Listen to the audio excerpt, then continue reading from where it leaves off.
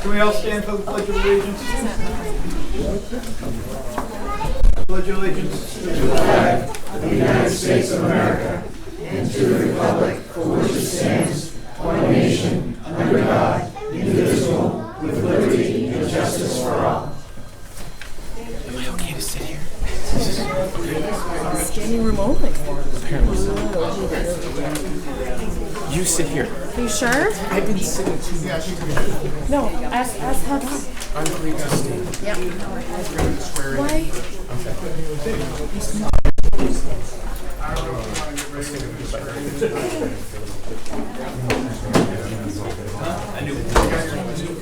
unless she breaks her phone, you have her.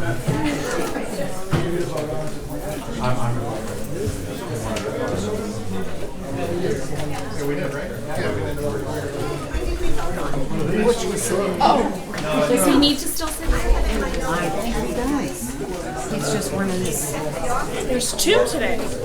Are you here? Are you going to sit there? All right. Sorry. No, that's okay. That's an important thing. We haven't had meetings in 3 weeks. Somebody has to be in the We okay to authorize it. This one is. How are you?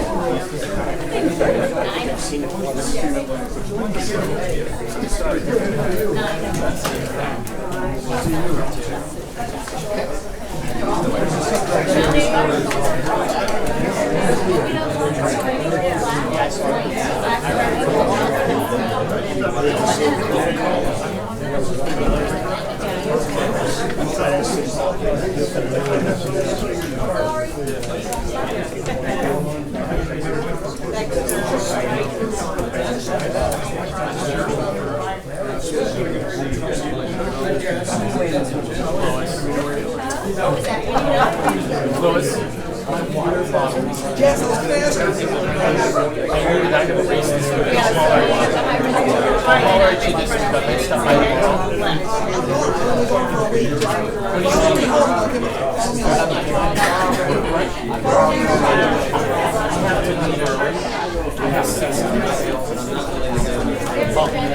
all stuff I know. Or you can leave it outside. Leave it outside.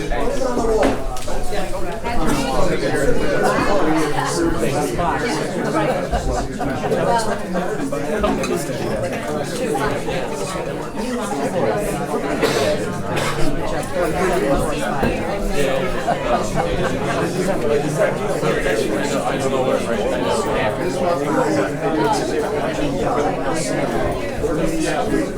They haven't been this crazy in a long time.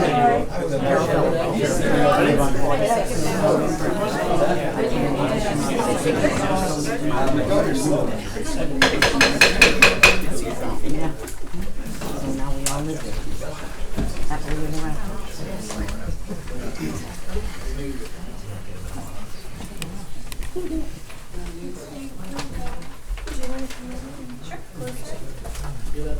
I think the break can sit on that.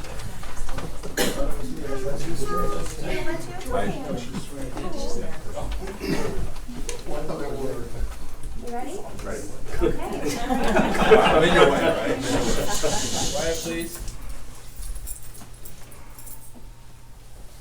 I, Robert Gagnon, I, Robert Gagnon, do solemnly swear do solemnly swear that I will faithfully and impartially that I will faithfully and impartially discharge and perform discharge and perform all the duties incumbent on me all the duties incumbent on me as part-time patrol officer as part-time patrol officer according to the best of my abilities, according to the best of my abilities, agreeably to the rules and regulations agreeable to the rules and regulations of the Constitution and laws of the constitutions and laws of the state of New Hampshire. of the state of New Hampshire. So help me God. So help me God. Congratulations.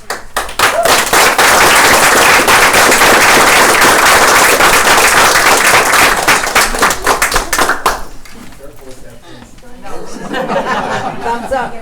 She's not on. Thumbs up. If he screams, we know. He's been tased. What's the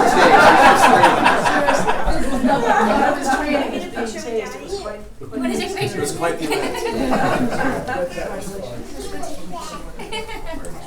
Thank you. Our newest part-time addition.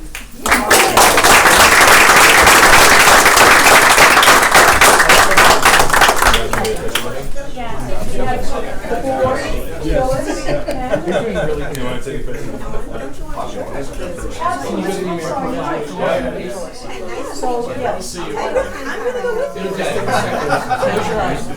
Everybody's gonna do that. That's Close okay. your eyes and follow them up. That was good. She's thinking, I teach the preschool in church. I just stopped. She's such a sweet. Smile. Okay. There it is. Excellent.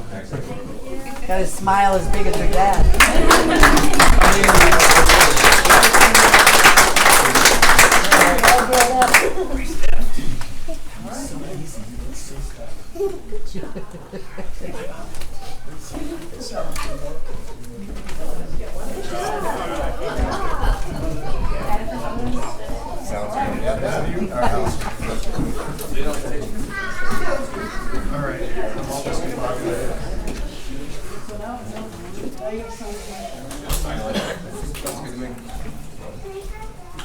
You guys want to come down here and sign? You want to come down there?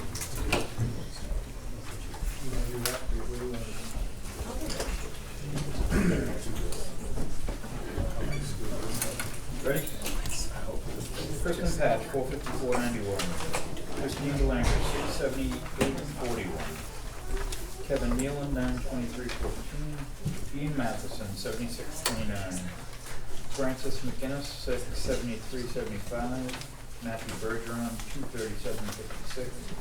Keith Culligan, 755.24. Erica Kenyon, 34.43. William Kenyon, 43.03. Vanessa Lejeune, 33.74. Timothy Liederman, 440.55. Carrie Mason, $6.99. Joyce Kegel, 335.73.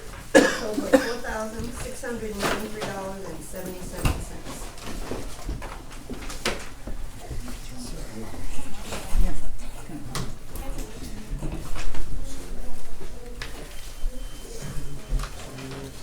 I'll take the worksheets.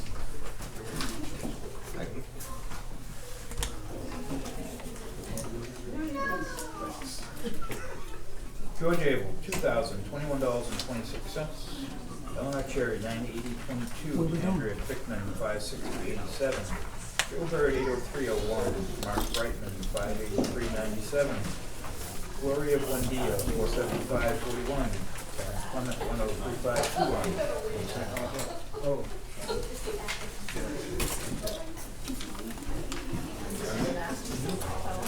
Alyssa Sinistry, $499.01. Michael Gaines, $541.80. Jocelyn Denny, $13.39. Donna Small, $92.12. Tracy Flinders, $397.55. Pamela Frederick, $57.26. Robert Gagnon, $336.34. Ben Gothier, $714.32. Warren Graham, $549.30. Jason Grant, $442.12. Andrew Gray, $570.34. John Isabel, $986.93. Kip Kaiser, $756.19. Michael Kilrain, $483.87. Peter King, $97.24. Albert Kazaka, $359.65. Julie Labonte, $340.36. Stephanie Rosacchio, $411.16. Tom Leach, $370.92. Heather Lindsay, $575.42. Elise McNaughton, $18.60. Joyce Miller Boyd. Erin Mitchell, $276.12. Rachel Marbury, $103.44. Wayne Robinson, $793.75. Chris Rothwell, $93.13. Jeremy Smith. Yes, $90.13. Jeremy Smith, $545.91. Katrina Tennant, $375.40. Donald Tilby, $138.52. Josh Turner, $443.20. Donna Vadavanco, $1,079.26. Daniel Wicks, $1157.10. Janice Weir, $701. Allison Williams, $1109. Jeremy Worcester, $573.95. Daphne Wass, $659.75. Total $22,011.47. For a total of $26,705.24.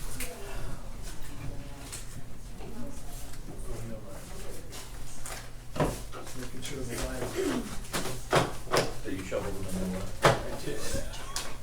They're at the end.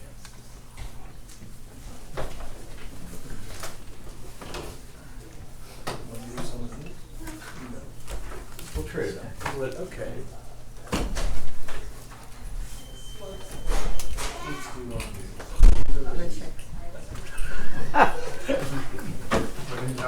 I knew that was going that way, but I wanted to give her the option. Okay, Okay. ready? Yep. Christine Belanger, $80.27. Chapel Tractor, $2.70.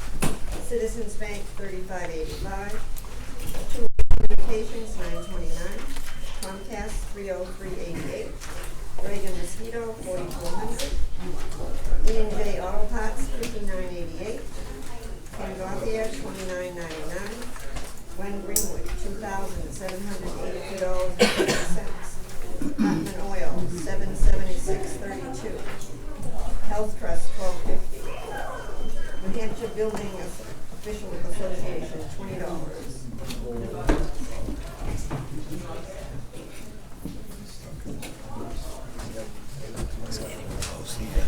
You're gonna have to have a new building. $316.50. New Hampshire Retirement System, $21,399.08. Treasurer, State of New Hampshire, Department of Agriculture, $2,381.50. Norris and Company, $232.50. Patriot Trophy and Awards, $129.90. Helmac Industries, $671.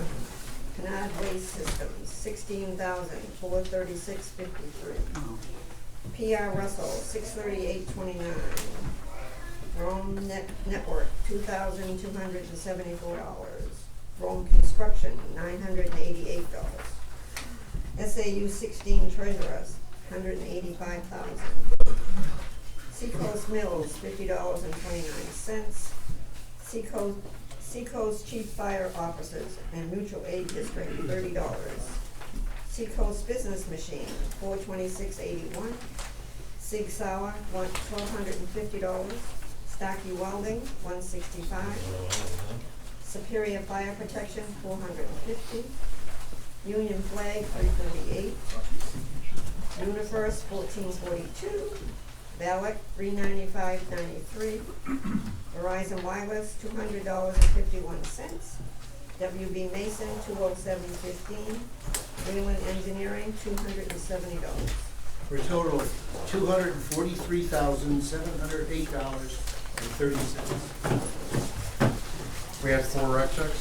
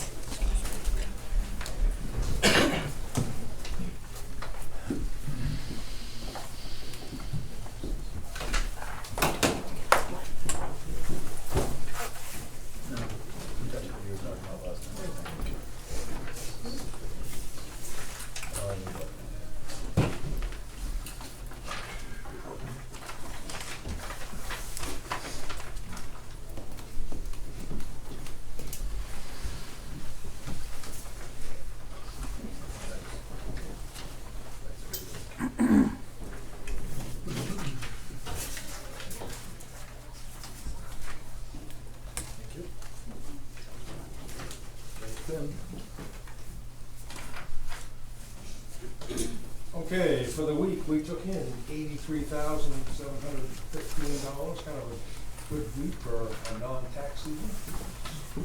Another impact fee for the Three Ponds thing, unit number 11 is coming along. And I had to move $200,000 to cover the school and so forth. But we still have $1.4 million left. Get us through until the bills come out later this month. Good deal. Thank you Thank very you, much. sir.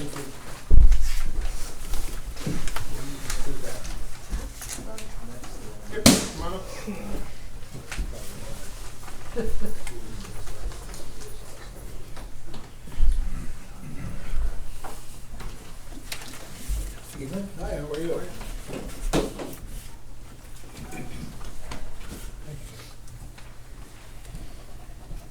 start with 313, 125. This is going to be for Concord self-defense. And this is for putting up some petitions and remaking the space that used to be from machine sets. And that's going to be on hold until I do another review because there's been a change. Next we have 7 Sunset Lane. And this one is Three Ponds LLC. And this is a plumbing permit. Full house.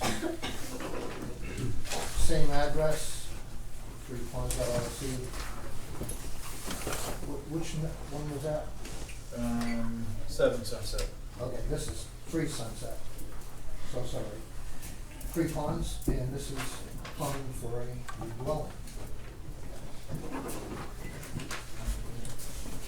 Next we have 313 Route 125, and again this is under Anthony Mattins, and this one is electrical for revamping and some other exit signs. 47 Lyford Lane, Joe Conley, and this one is for the KW generator.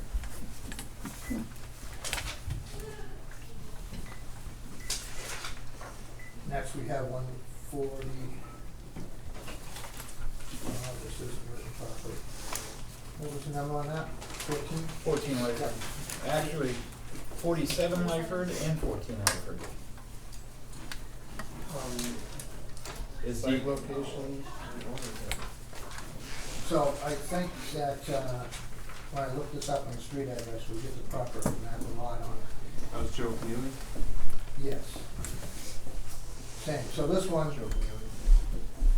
is a replacement and enlargement of an existing deck.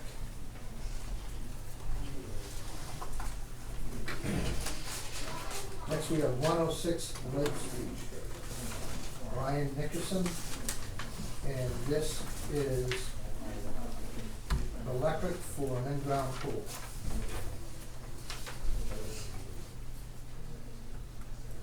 $152.27, American Tower, and this is for the installation of a generator.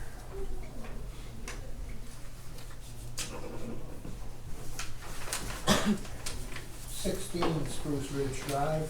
This is Amy Lundquist, and this is for framing out an existing walk-up attic.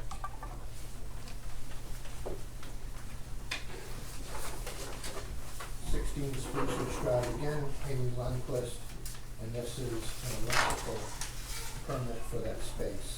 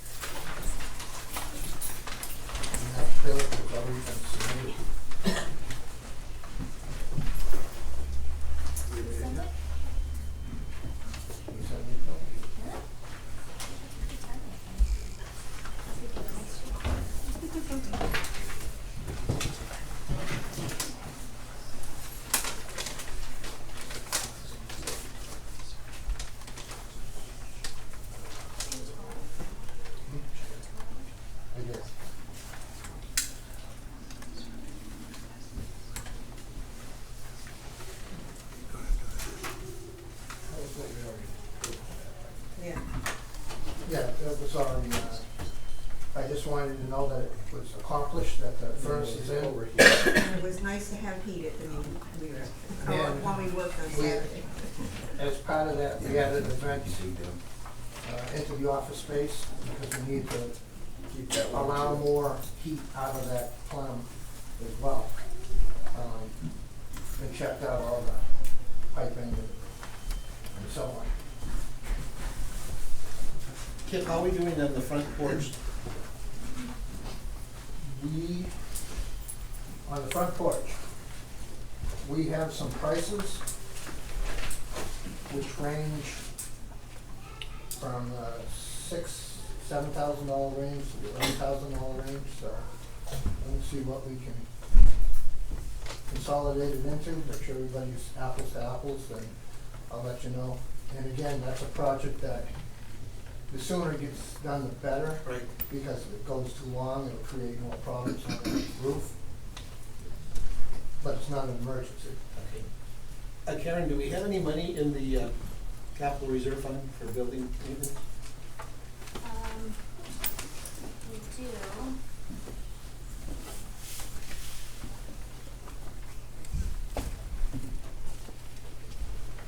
There was 43 in there at the end of last year, and then 10 was deposited after town meeting, so 53.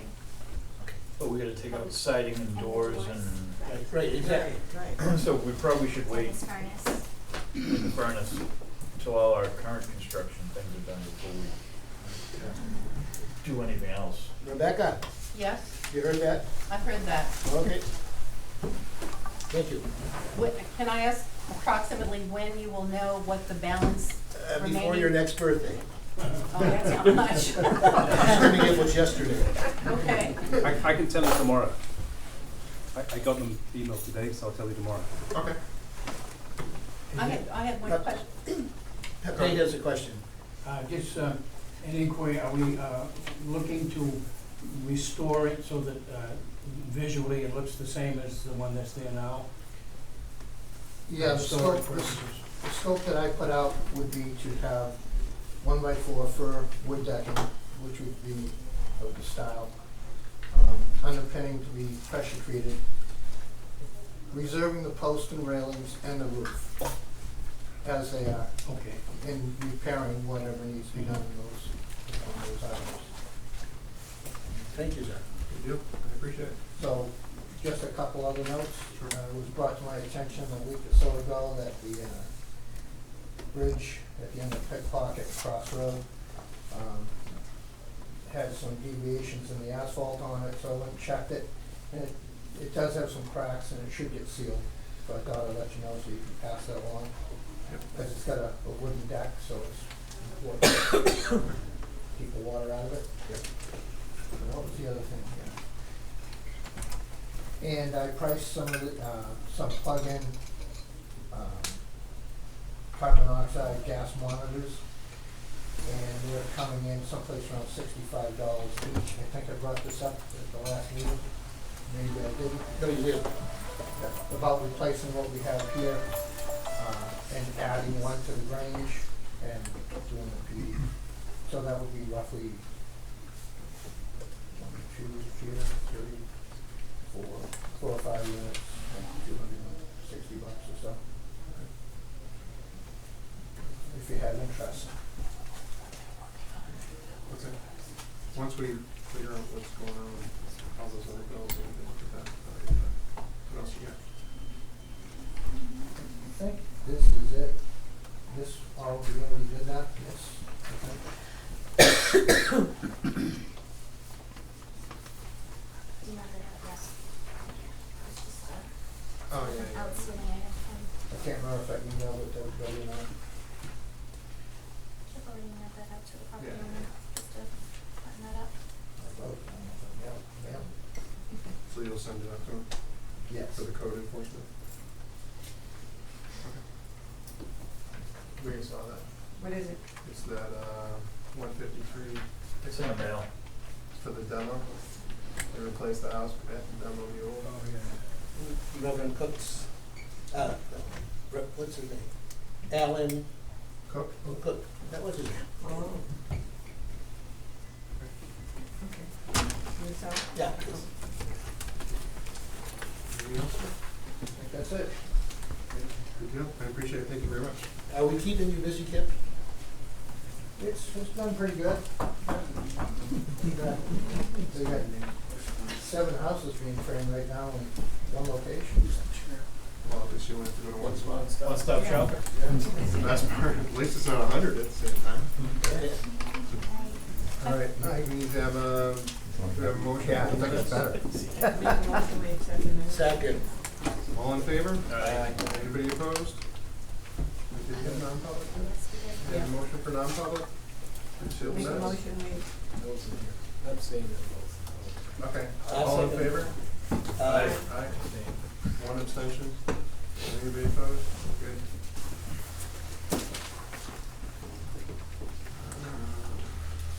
Andy, you wanna give us an update on the audio visual? Okay, it's Jeff and Rob. Come on back. Rob, you have to bring your own chair. You can do it without your smile. Don't sit on his lap. Stand over here. No. Just kidding, you can't. We're not getting a chair over there. Nope, sorry. on the left hand. Why don't you Hopefully turn won't it be around? here Is that that long. comfortable? All right, Not for me. that was quick. all right, Jeff. Okay, Jeff Donald, Chair of the Conservation Commission. Rob has been doing a lot of the work over on South Road, sort of improving the trails and working on that for us. Dead. And in that process, sort of discovered a few tree stands, hunting tree stands that were not clear who owned them, how long they'd been there, if they were being used, cared for, taken down properly at the end of the year. So suggested that the town put together an ordinance just to sort of govern that. I believe Karen gave you a copy of our proposed language. So the basic idea is, I'll just read it aloud for the camera and the audience. The town of Brentwood holds various town-owned properties for a variety of uses. Hunting and fishing are allowed on most town-owned properties in accordance with state law.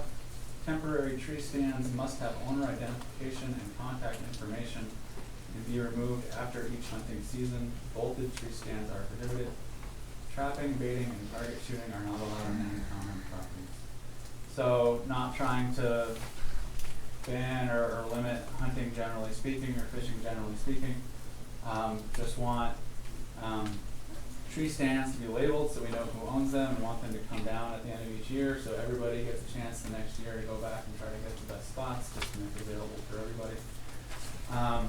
And then, which is the standard thing, if you wanna hunt on private property, you have to get permission to put up a stand that's gonna affect the tree, and that permission expires every year on December 31st, so it's pretty similar to what's in place in state law. And then with the last sentence, we thought it made sense, and Rob had checked in with other towns, some of whom had much more robust policies we didn't want to get into, and checked with the land trust as to what they do on their land.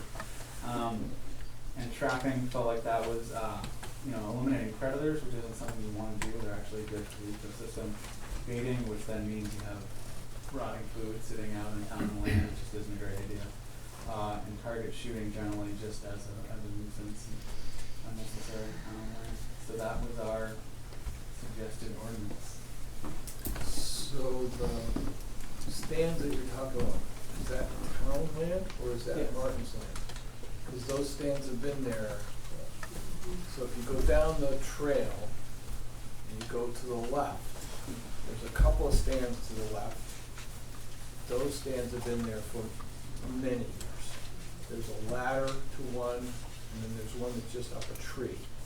Also, to the left, again, there's apparently been a lot of target shooting down there. And I wasn't sure that that was town land. I thought that was Martin's land. I can't speak to the target shooting and the They're in the particular, same- I'm not, same getting into place. the particulars of which tree stands are where, and Yeah. I can't really answer that off the cuff without being out there. We're just trying to say what we think should be happening on town land, and that people that hunt everybody should just follow sort of the state guideline. You take it down every winter after the season's over, and then in the spring, sort of everybody has a chance to get back out and find their spot and do their thing. Should we add to that since Fish and Game regulations require landowner permission, that whoever puts a stand up notify the Conservation Commission that they are putting the stand up, the location of the stand, and show proof that it was labeled and marked correctly? That wouldn't be a bad idea. In the state rules, the landowner has to give permission when the tree is gonna be like damaged, and the way this is worded, it said bolted tree stands are prohibited, so it seems like we're suggesting that the town wouldn't actually allow the kind of tree stand that is damaging the tree. It would just have to be the temporary kind that you aren't actually bolting directly into the tree. But we still could require, I mean, we could do some kind of a registration. We don't wanna get into too much of an infrastructure, but I mean, it makes sense, but it seems unnecessary. Well, I wouldn't But- recommend anything beyond what Fish and Game does. Yeah. Like We're gonna notifying the shoot into conservation. the back, because we had a question from the gentleman in the back. Just to be clear, Fish and Game does not require permission to put a tree stand up on private property? It's not required of anybody. It is, Can and I you have do it me in a front of favor me. and Only just state your name I'm and Bob address? Stevens, I live at 60 Northrop Drive. Thank you. So I can read the regulation here for you, the RSA 207-36A, use of tree stands, observation blinds, and pit lines. No person shall erect, build, or use a tree stand or observation blind on land of another person that damages or destroys a tree by inserting into the tree any metallic, ceramic, or other object used as part of a ladder or observation deck without express written permission from the property owner or designee. Ward Burn, 55 Railroad East. That only applies if it's an erected stand. That doesn't apply to a non-permanent stand. Could you tell me where it said that? You said bolted to or any of that. The actual regulation doesn't, that's what we're proposing for the ordinance. What it says in the rule is that inserting into the tree any metallic, ceramic, or other object. That's correct. But to hang a regular tree stand, you're not required, as he said, to give permission to the state. I was on the phone today. That's not what we're suggesting. We're just saying, don't do the bolted tree stands on town-owned land. And if you're doing the non-bolted one that you don't need permission for, just put your name and contact information on it. Oh, that wasn't clear from what you said earlier, at least not to me. I'm sorry, that's the ordinance we read out loud. As I said, the town of Brentwood holds various town-owned properties for a variety of uses. Hunting and fishing are allowed on most town-owned properties in accordance with state law. Temporary tree stands must have owner identification and contact information and be removed after each hunting season. Bolted tree stands are prohibited. And the removal each hunting season is not required by the state either for tree stands on private property with or without permission. If you have gotten permission from an owner, that owner's permission expires by default on December 31st But of you don't each year, need so you've lost owner's- your permission to have your tree stand there. You don't need owner's it had been permission if you're acquired. not putting something into the tree. We're aware of that, but that's what we're saying. So there are instances in which you do have to have the permission, and that These permission rules that you're expires imposing 31st. are consistent with the rules of the Southeast Land Trust as I understand them, and I'm not really sure what the problem is with the way things are now. Yeah, so I was the one that really started. I think the idea is that the town-owned properties are for everybody's enjoyment. And so while this isn't limiting what the hunters can do or do during hunting season, for others of us that go out hiking, it's not necessarily attractive to see the tree stands. There must be 3 or 4 or 5 of them now just in the South Road property. And so all we're doing is asking, we're respecting you to have your ability to hunt and do whatever you want. And then when your season is over, respect the rest of us that just want to enjoy the nature and take your tree stands down. And if those tree stands go out of use and they're still on a tree, you know, at what point do we get to say, okay, it looks rusty, do I take it down? Well, maybe somebody's just using a rusty tree stand, or maybe they're not. If there's just a name and contact information, we can contact that person and say, hey, are you using this? Do you still live here? Is this what's happening here? I also think it's more fair for other hunters, so that the person who happened to get their spot in a good tree early doesn't just have that spot for the rest of their natural lives. Do you hunt? No. Well, how do you Is know that a that happens? requirement? To No, it's understand not a fair use? requirement. I'm asking if you hunt and how you know that happens. What happens? That somebody gets the best spot. Well, that's how we just guarantee that it's just people always have a chance Well, and it's it gets kinda taken like- down and goes back up. That's an assumption. So are you opposed to taking down tree stands when it's not hunting season? I am not, what I would like to see happen is that the Conservation Commission put a posting out there and get the outdoorsmen in this community involved in this and work at a plan, some type of plan so it's good for all the hunters. And I just think it's the right thing to do. I feel as though I have as much right to hunt on town property as somebody does to walk on it. My tax dollars bought that conservation land. We're not saying you shouldn't be hunting there. Well, some of the biggest Can you explain conservation how it's people are problematic hunters. for just taking down your tree stand at the end of the season and putting it back up for the next season? And why wouldn't we want to involve the people that are involved in it, the hunters? So, but you didn't answer the question though. Is it a problem to take it down each at the end of the season and put it back up at the beginning of the season? Is that challenging? Is that seem It's not challenging a onerous? bit, not one bit. Okay. But, I mean, if we're gonna mirror what the state does, I think we're on a local level here. We should have the local people involved in this decision making. I feel like this is kind of a behind the scenes deal, where you guys kind of came down here tonight, you want to slide this in without notifying anybody on any social media about this fact. I don't like it. I would just like to say it was discussed at a past Conservation Commission meeting. The meetings are public on the website. This proposal was presented, and we don't use social media that much. So the official town website is what we use, and the town meetings are public, as you know. We weren't gonna pass this rule on our own, the conservation Alright, commission. I'm We're gonna bringing go it to the to, select Michelle board. had her to- hand up, and then Bruce had his hand up, so I'm gonna kinda. Is an ordinance like this something that the selectmen just do, or would this be a vote before the town? It's really a A policy. selectman's ordinance can go for, till the next town meeting, and then for it to be enacted, it would have to be a warrant article on the ballot. I have another question, if I may. You said something, you referenced trapping Yep. in there. I don't remember that whole phrase, but are there any regulations for the town right now about that, or is No. that something you're adding? That is, the one addition, and the one thing that's kind of a limitation is trapping, baiting, and target shooting wouldn't be allowed on town properties. Bruce, you have a question? Yeah, I'm kind of concerned about that as well, but I guess more to Ken's point, so if the selectmen have an ordinance, it's going to say pursuant to the state law, so that I think we all want to prevent overreach, so we want to prevent adding on stuff beyond what the state law is. So if the state law says you have to remove your tree stands at the end of the season, well, I guess that's fine, I mean, state law is state law.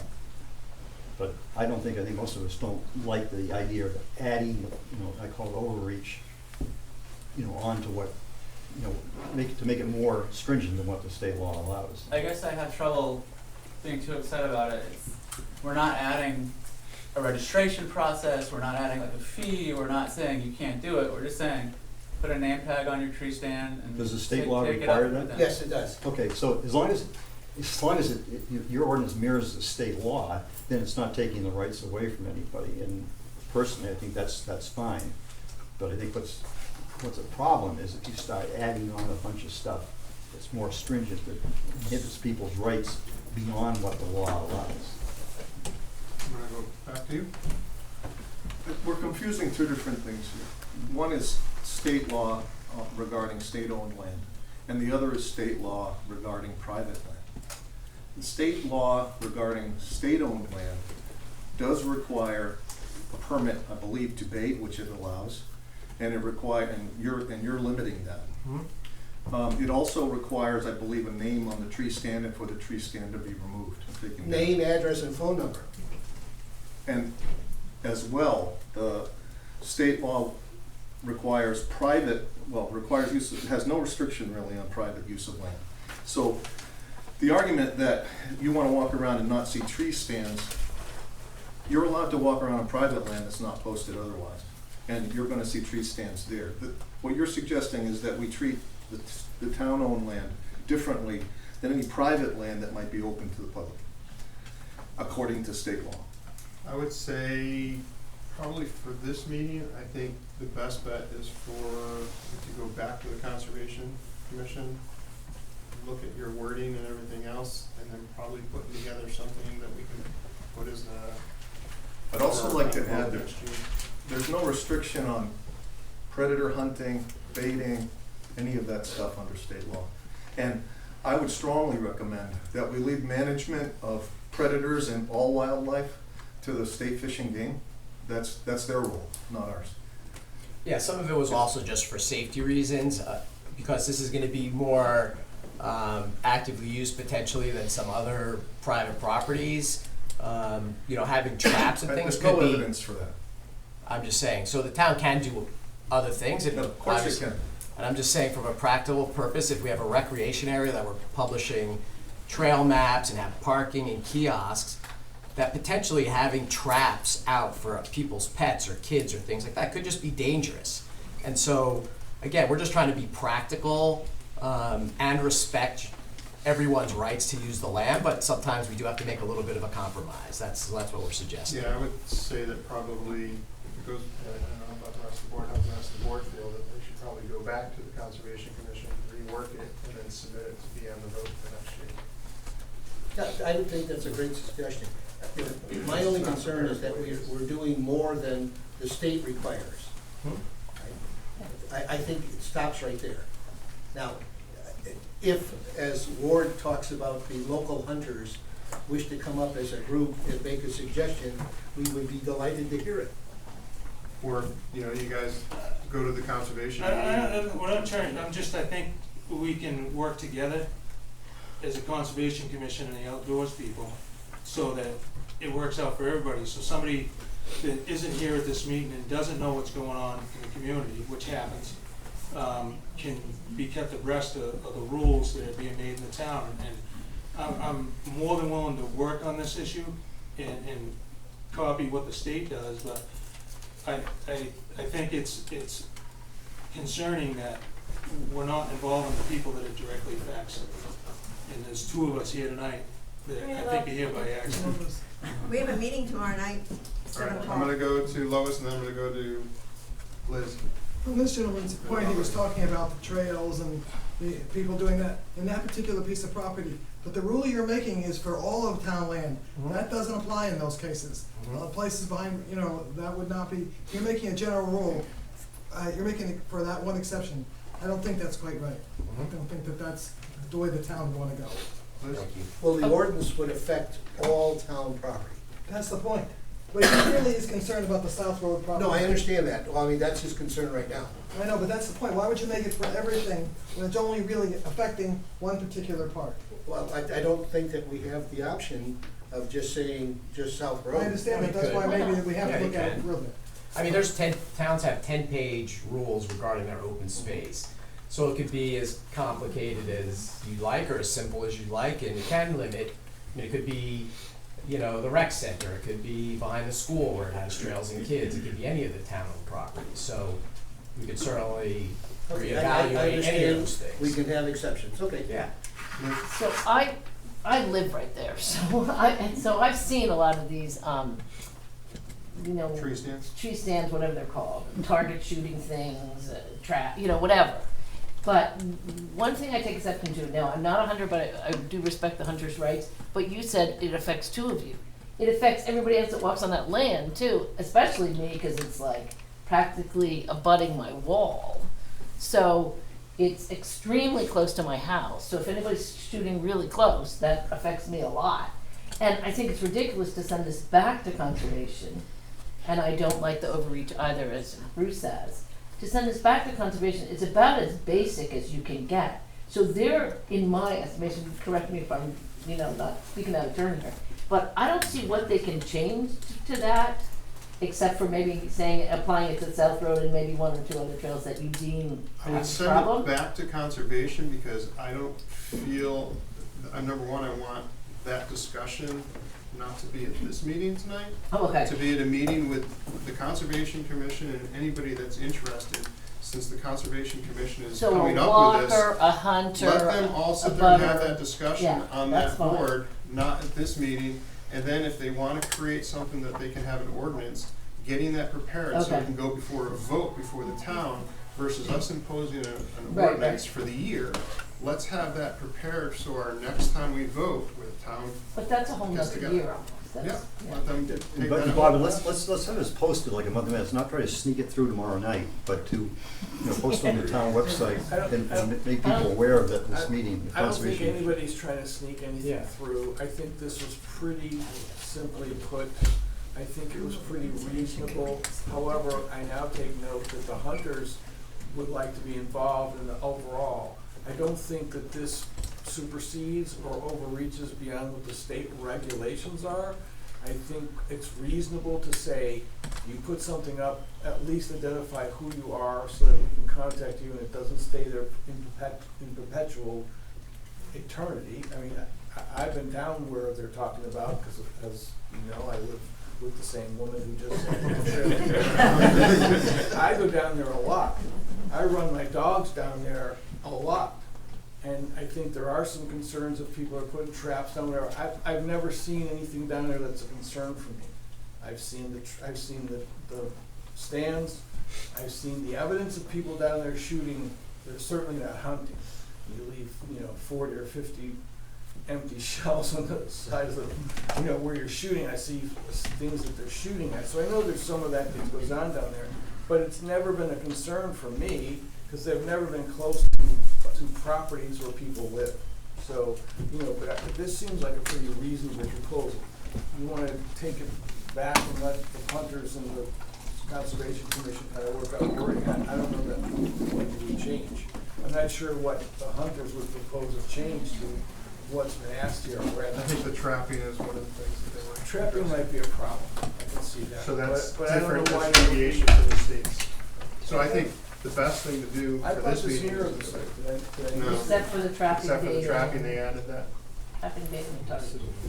So I think it warrants a discussion. Since it's coming from the conservation, I think it should go back to the conservation. To have it worked out. My understanding, unless I'm wrong, predator hunting is pretty clear from the state rules that it's open. That's perfect. All of this is pretty clear from the state rules. Yeah. This is overreaching, and more wouldn't be necessary to propose it.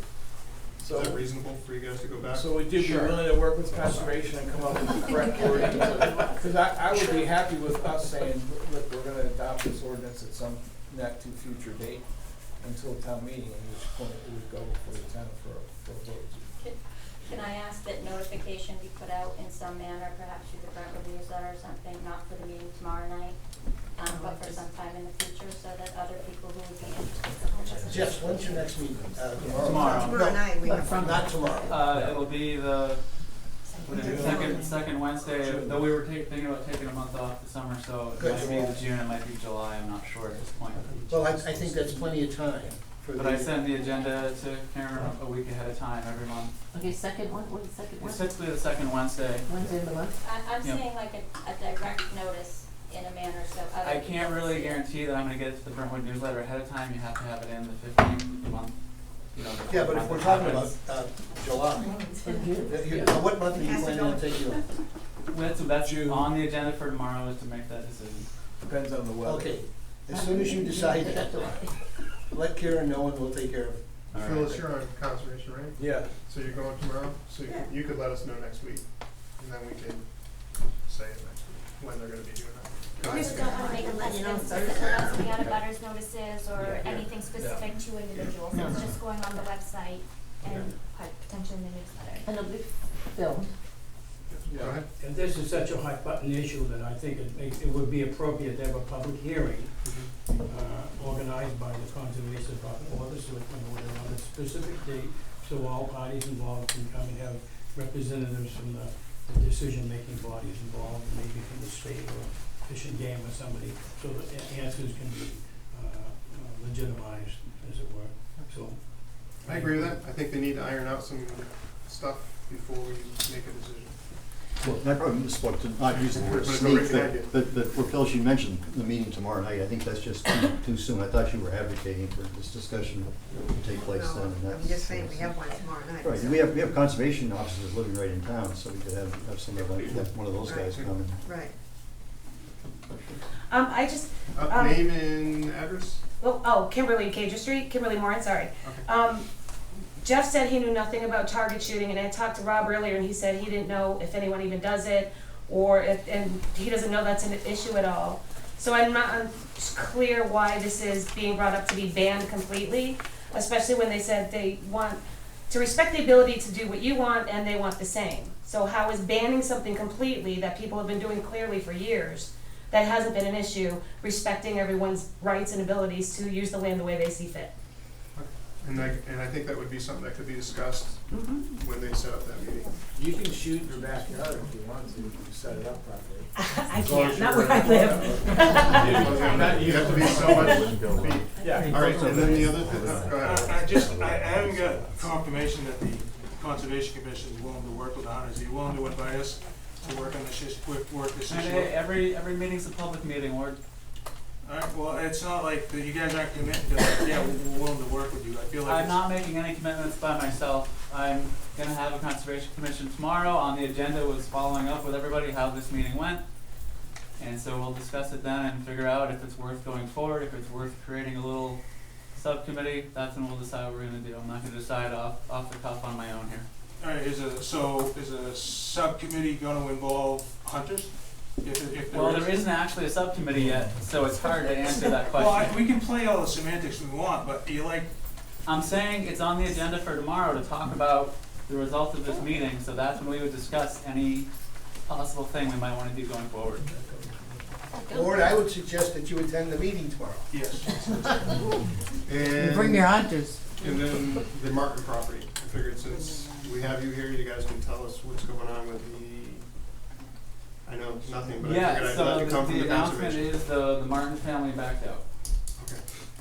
Is there any continued discussion, or is it just dead issue right now? It's dead right now. They told our representative on the land trust that they no longer want to move forward. I called them to confirm it just to hear it myself. Okay. He reiterated that their situation had changed and they no longer want to move forward. Okay. Well, that's certainly their right, so. Good. Can you just clarify that that means that the $150,000 that the town voted at town meeting to put towards this land conservation is just gonna stay in the general fund, stay back in the general fund. because this is not going forward? Yep. Okay. Good deal. Anything else? So you can't spend it. I appreciate it. Thanks, guys. Thank you. That kind of book. And now I'm gonna bring up Dave Ellis, or Ellis? Ellis. Doesn't do the word article states. See, there was somebody else. Is Dave Ellis? Yeah, I think he's right here. I think he's else down. How you doing? I lost you for a second. No.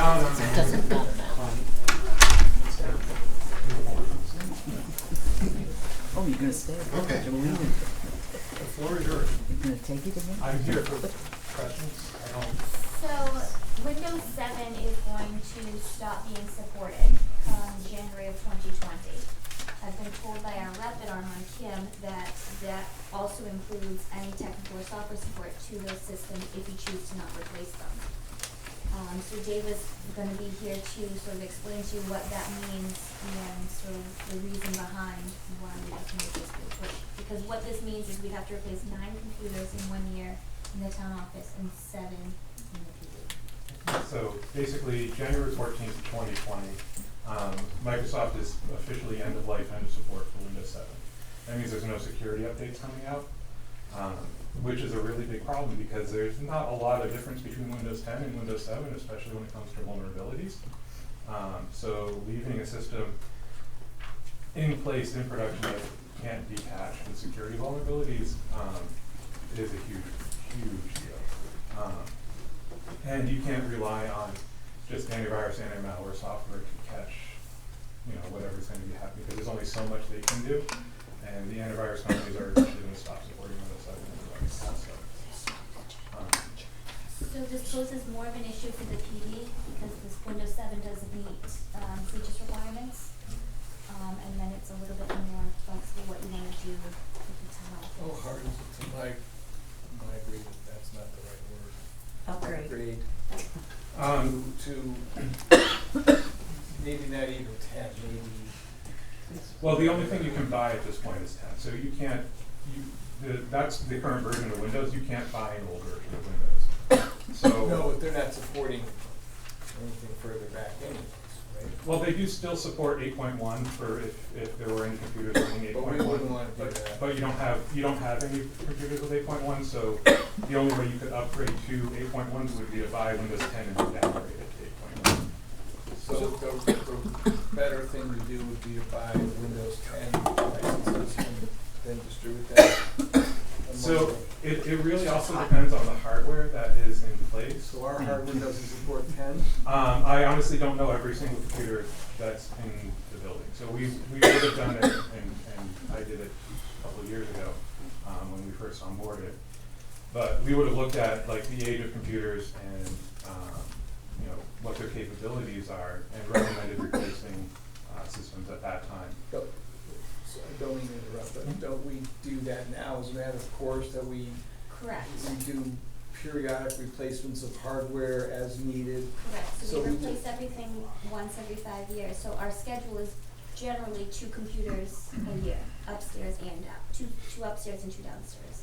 So that would still leave us with a few, so wouldn't we wanna look and see what we have that supports 10, and then those that don't, look to replace those down the road, instead of doing a complete replacement of all of our hardware? I don't think we wanna do that, that would be pretty pricey. You know, I'm not sure that you told us that whether we can change from the current system of 7 to 10. That's what I'm asking, we go through and do an assessment of what we have and see if there are computers that we currently have, hardware that we currently have, that we could upgrade to 10, rather than just replacing everything.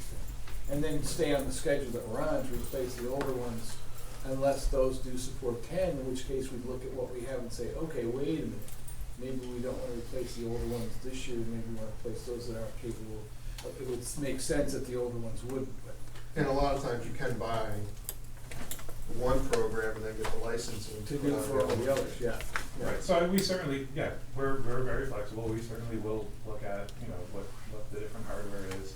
I do apologize, So none of those options were presented to us, the options was either buy a computer or yes. get it free. So I don't, like I said, I honestly don't remember off the top of my head what the age of your systems that you had are, and whether they all will run at a functional level. If None of them upgraded. are older than 5 years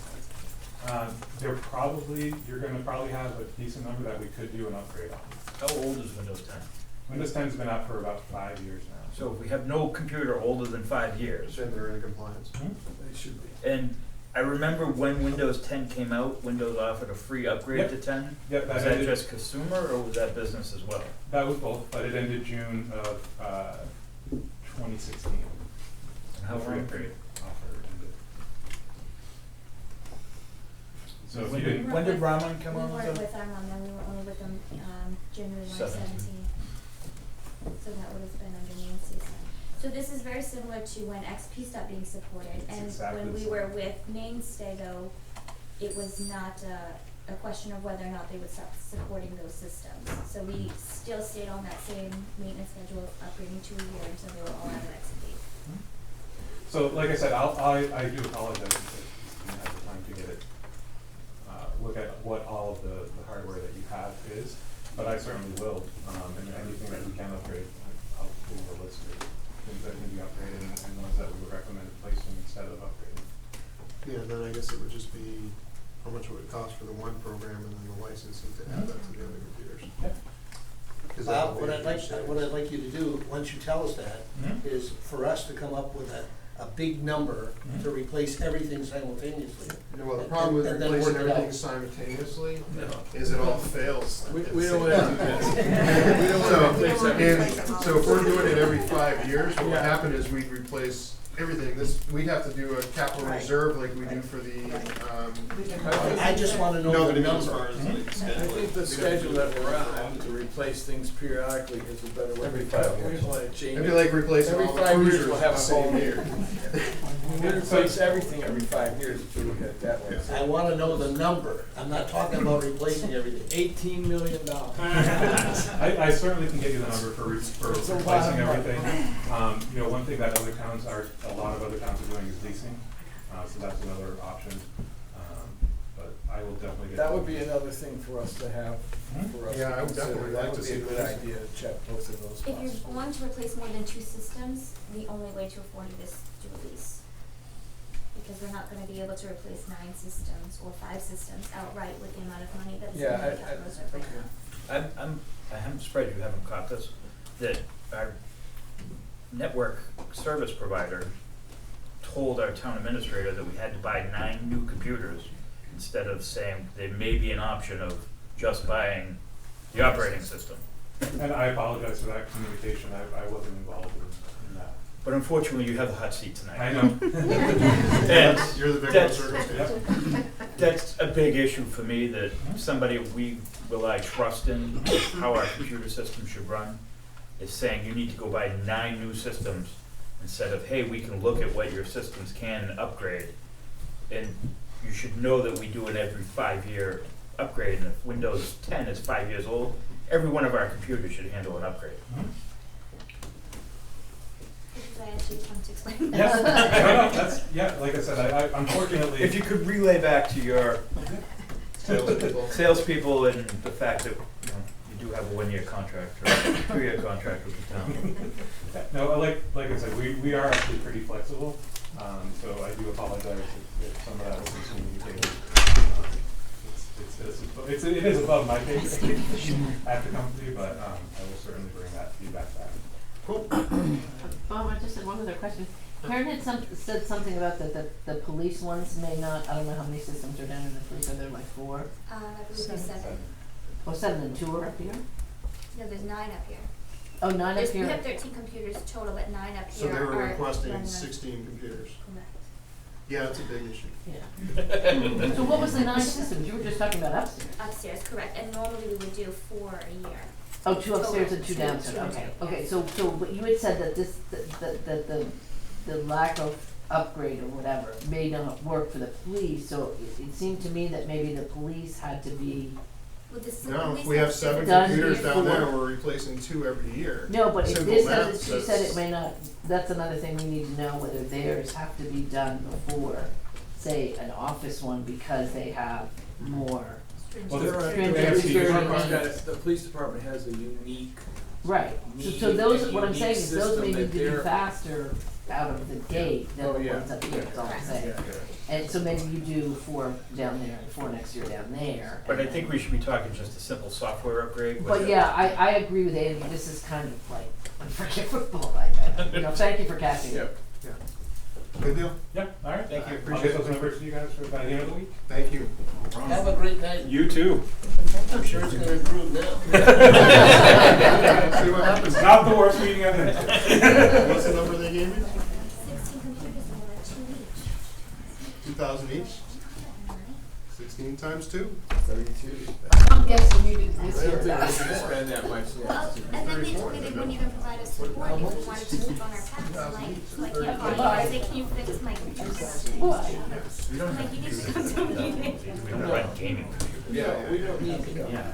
We don't need $34,000. Move on. Okay, next. I'm gonna bring up Eric Kerr, but before you talk, I wanna read this. Well, you can come on up, but I'm gonna read this to you just so you're aware. Yeah. We received several concerns from a couple of citizens in the community against an article that appeared in the Brentwood newsletter, and also several concerned that the article was recently published. The board does not have the ability to sanction or editorialize the Brentwood newsletter, as it is very similar to those community resources around us for which the town citizens are passionate about: Seacoast Mental Health or Richie McFarland. They raised additional funding separate from town allocations to afford the ability to sustain itself and make it viable as a resource to the community. Again, the select board does not have the ability to sanction the Brentwood newsletter or address the freedom of autonomy of the specific resource unless the community would like to defund this resource at the next town meeting. As for this season, the Brentwood newsletter was allocated a little over $10,000 as requested by the legislative body at the town meeting. There. I agree with you. Good. Now, what can I do for you? Okay, so I know this is a little off the typical item that comes before you. So let me start out and just sort of say a couple things about what I'm not here to talk to you about. Okay. I'm not here to discuss the actual content of the piece that appeared in the newsletter in terms of whether votes were right or wrong, whether the legislation was characterized properly or not properly. I have some evidence to show that it is not the actual titles of some of the bills, but that's not really specifically the point. I'm also not here get the newsletter defunded, get the newsletter sanctioned, get the news. I love the newsletter. I think everyone else who wrote to loves the newsletter. I just wanted to discuss something that I think is an anomaly and discuss how the town might be able to address it going forward. And that, I would definitely recommend that you get in touch with the Brentwood newsletter. Okay, so I have, and I've not gotten a response, I will say. And Two again, emails went unanswered, but again, that's besides the point, in the short term. And then the last thing is, I'm not trying to escalate a situation, make hay of a situation. I'm really trying to do the opposite, which is to try and avoid there being a sort of tit for tat back and forth response through the newsletter to things that people obviously are passionate about. I see so many, but that's great. And with a little further controversy. So you may or may not be able to address this, but I thought this would be the right place to take it. One more point before we get into the meat of it. The point that you brought up in terms of whether the town's contribution and the relationship to the newsletter is the same as the Richard McFarland Children's Center. And I think it's not for a bunch of reasons. One, the Brentwood newsletter, as far as I know, is not separately incorporated. It's not a 501c3. It's not a charitable organization. So the town is giving it money to perform a function. We actually pay for postage, and we pay for the printing. Exactly. They do separate, and I don't know how that works with them. They do separate fundraising through advertisings, and I'm not sure how their whole taxes and all that other stuff goes. And just like I'm not familiar what happens with the taxes with Richie McFarland, I'm not familiar what happens with Red Cross. Right. So anything we give money to, those are separate entities. So same thing with the Brentwood newsletter. We don't have any control over that. It's basically, the reason that we fund that is because that's what the citizens had requested when it was gonna get dissolved, when Linda and was it Dick? Jim Clark stepped down. Wasn't Dick Chamberlain part of that too, or no? So when they decided, back in the day. when they decided that they were going to retire and it was going to be dissolved, there was a lot of outcry that what a huge resource. We don't want to lose that. We want you to be able to do that. And then there was a huge tick up in how much we had to actually contribute in order to get it done. I know there's a lot of volunteer work and stuff that goes with that, and that's where you really have to ask for a meeting or try to set up a meeting with the Brentwood newsletter commission committee, whatever they have set up, the editor, to see what they have. Okay. So, I mean, just to carry that point forward, you are paying for specific functions on the newsletter. We're paying for postage and we're paying for the printing, the cost of the printing materials, because that's what the townspeople wanted. So it's like us paying for a subscription. Right. So you may not have any control that you've exerted over these funds so far. I'm not saying that you can at this point. I'm not sure whether it's all given up front. I'm not sure. And again, the idea is really these things should be fairly basic for a town newsletter. And I'd like it to sort of at least acknowledge that, you know, no matter how it gets produced, the town's paying for its printing, the town's paying for its postage. And I will also add, it uses the town seal.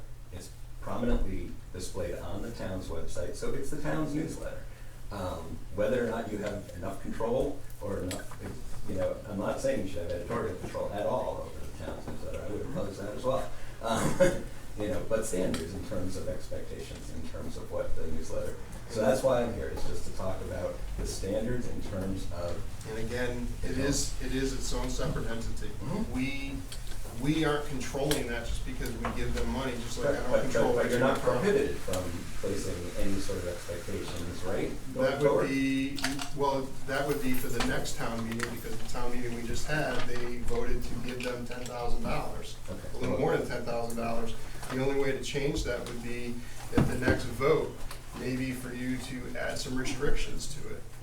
So we'll give you this money with this restriction. Right now, I don't see that. So there's no contract. We have no contract in place. Okay. Well, that may be maybe the core of the issue that I'm talking about. Again, I think it's not a huge sum of money. It's not an inconsequential sum of money. But it is the town's newsletter, no matter how it gets produced and whatever restrictions, it's very prominent, it's very clearly associated with the town. It's not like the McLaren Shopping Center, it's not like these other entities. You guys the public could make a motion next year to dissolve it and defund it, and then it would be non-existent. Well, that is not the point. That's not what, I mean, I know But that's someone wants where- to bring that message out, but that's not what the message. But then that's where you what- have to what- go to them to talk to them about it. What is your concern? Okay, so let's get to that. Let me also submit to you, someone asked me to bring you a letter. I didn't write it or read it, but they asked if I could carry it. They were unable to attend tonight, so just contributing that if you're willing to accept that. Again, another concern for the. Yeah, more concern, Letter. just Yeah. someone who wanted to express some concern. And I assume you've all seen the page of the newsletter that we're interested in, so I don't think I have to, I brought copies if anyone hasn't. Has everyone seen it on the board? Yeah. Okay. I won't bother if anyone else needs a copy of page 7 of the newsletter, that was the issue. Sure. Take one and pass it on. So if you've seen this, basically it takes up a little over half of page 7, appears right under a comment that Liz made. And by the way, I thought Liz was going to be on the actual I know, that's okay. On the actual agenda, so hopefully you'll accept that I invited her up to appear with me. And by the way, for the record, I'm Eric Turner, 33 Peabody Drive, and also for the record, beyond being a resident, I am also the chair of the Brentwood Democratic Committee, which is officially constituted committee here in town. So I just wanted to make it clear, I'm not appearing as the Brentwood Democratic Committee, we haven't met since this came out, but I just wanted to make that clear. I know the chair for the Brentwood Republican Committee here, I so. thought that might be him back there. But again, this is not a partisan issue, I don't think. I'm not here to be partisan, I'm not here to raise partisan concern. I'm here to raise the editorial concerns around partisan content in the newsletter. So anyway, just a couple of things about this, why I think it's an issue.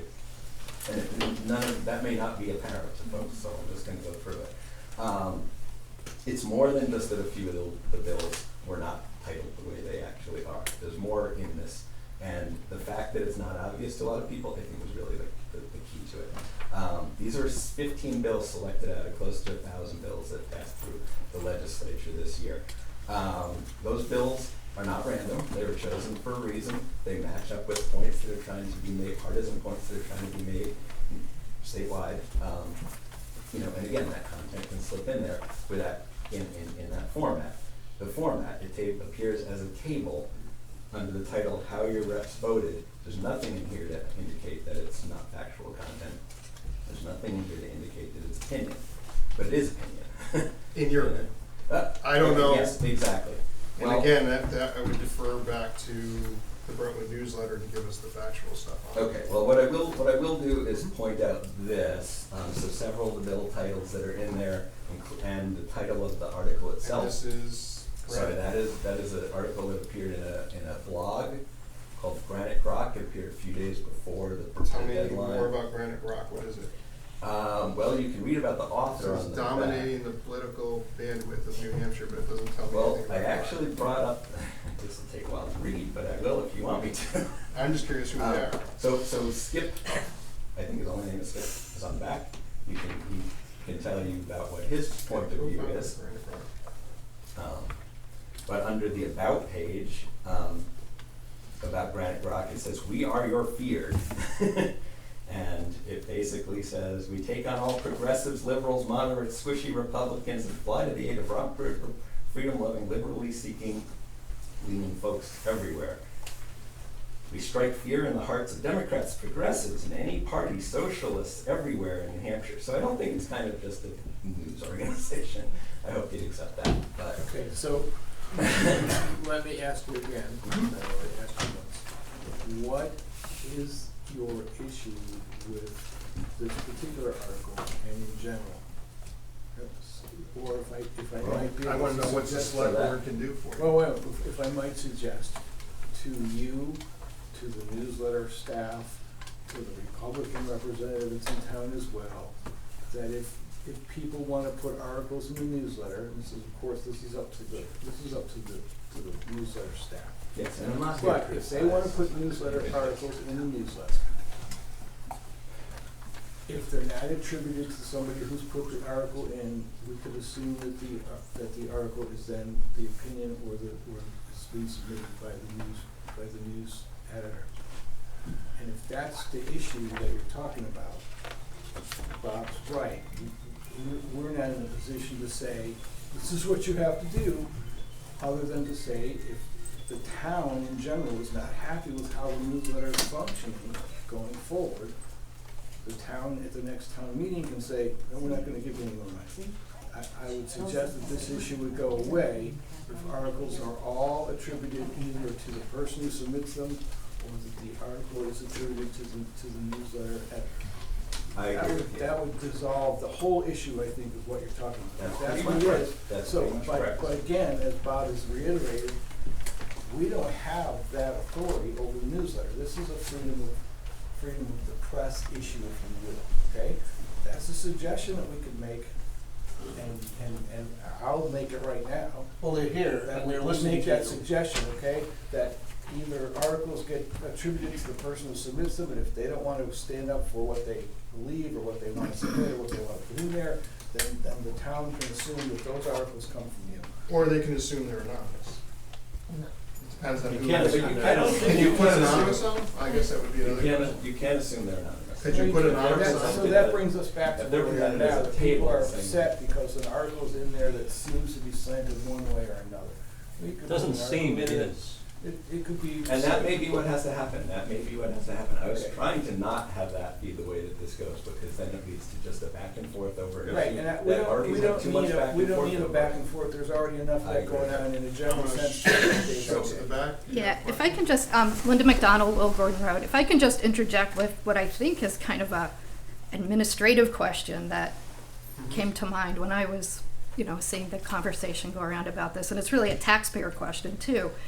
So I've heard the select board say that they don't have any control over the Exeter newsletter, but when I look at Brentwood, sorry. Exeter, we don't either. Yeah, true, very true. Definitely don't have that one either. But I have concerns that when I look at the website, it's posted on the website, and I think it's just kind of a basic factual impression that it is a document of the town of Brentwood, because Brentwood's putting it on their website. We So- put the PDF there, so everyone can click on it and read it, because some people don't want to do the mailings. And that Right. was one of the things that was requested when it was to keep that. They wanted to have, one of the things that was requested, I think, the Brentwood newsletter asked us is if we would support putting in online access if they created their own website for it. We could have said no. Yeah, We haven't made that decision because they don't yeah. have a website. So if I may ask my question, which is it, and maybe Karen can answer this question, it's been my assumption that the town has legal responsibility and liability and the ability to establish standards for any committees, town committees. So, It's not a town committee, though. historical society, whatever. Well, this is my question. So if you're a town, if an organization is a town committee and does things on behalf of the town, is advertised as an agent or committee from the town, I presume that those entities are covered by the town's insurance and would be considered an agent of the town's insurance. So really my question is there clarification for us as taxpayers that the town has no legal responsibility for the Brentwood newsletter? The Brentwood newsletter would not be considered an insured or a covered agent for which taxpayers could be responsible for the positions that are taken in that newsletter. The board's never taken a position that they were responsible for the content or any of the material that's inside of the article. So, I don't think it's for us here today to decide if they're an agent. If presumably the Brentwood newsletter were deemed to be an agent of the town, Then we would be liable for any material that was in there, which is not I would presume not a liability that the board will not. And we don't and- actually even collect the. so I just don't want even know about the to, advertising if I may costs. just complete my thought. So any town committees would be subject Correct. to the insurance policy so the issue really is is the Brentwood newsletter viewed legally as an agent of the town, and would there be a legal basis for that determination? That's my question as a taxpayer. So, and I don't know if that's something that would be an easy legal opinion from our town attorney or whatever, but to me it's just a really critical fact. I mean, I can understand people can have differing opinions on whether they're an agent, but our opinion is really irrelevant. It's kinda a like us legal paying for a standard. subscription, It's really right? not. So we pay for the postage and we pay for the printing because we're paying for like a newspaper. Well, I think that's your opinion, and it may be the collective opinion of the board It's or not. the selectmen, I'm not sure. But my concern is that that is just a conclusion that we don't really know if there's a legal foundation for that conclusion. So that's my concern, and I would ask the select board to consider whether that is an issue that might ought to be referred to the town attorney. Karen, since we just went through an audit, what does our auditors see the Brentwood newsletter as? They don't classify it as problematic. I mean, all that they see is the invoice is requested and then it's paid. They check through the payables process. They don't look into What it is. the liability. So I think the easy fix for this might be, under the heading of Brentwood newsletter, that this is not a publication of the affiliation. town of Brentwood, New Hampshire. That's great. I think we have a real simple issue here. The newsletter is represented, Eric, the Republicans are here. Could you attribute the author's name, and if the author does not care to give the name, reject the article? No. No, Why not? that is not the democratic process. That's a freedom of First How about Amendment. what I said? Somebody submits an article and they put their name with it, and if there's not a name with the article, then the assumption is that that's the editor. That's correct. I'm gonna go to Butch too. You have questions? Yes, is the So- newsletter funded by a warrant article or within the budget? Within the budget. It's within the budget as requested, just like some of the. All right, and then I want to ask, I don't want to dive into the issue of that, I want to dive into, you read a statement before Mr. Turer presented his case.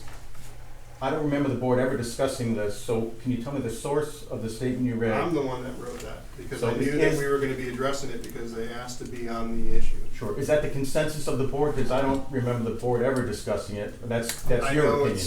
I know it's not up to us to sanction it, and that was one of the questions that was posed to us, and I know all of us have received. And the reason I'm question. hammering you on that, I just want to make Yeah. this point, if the Brentwood newsletter, which has represented the town for years, started publishing racist or inflammatory material, the Board of Selectmen, I would hope at the next meeting, would suspend its funding.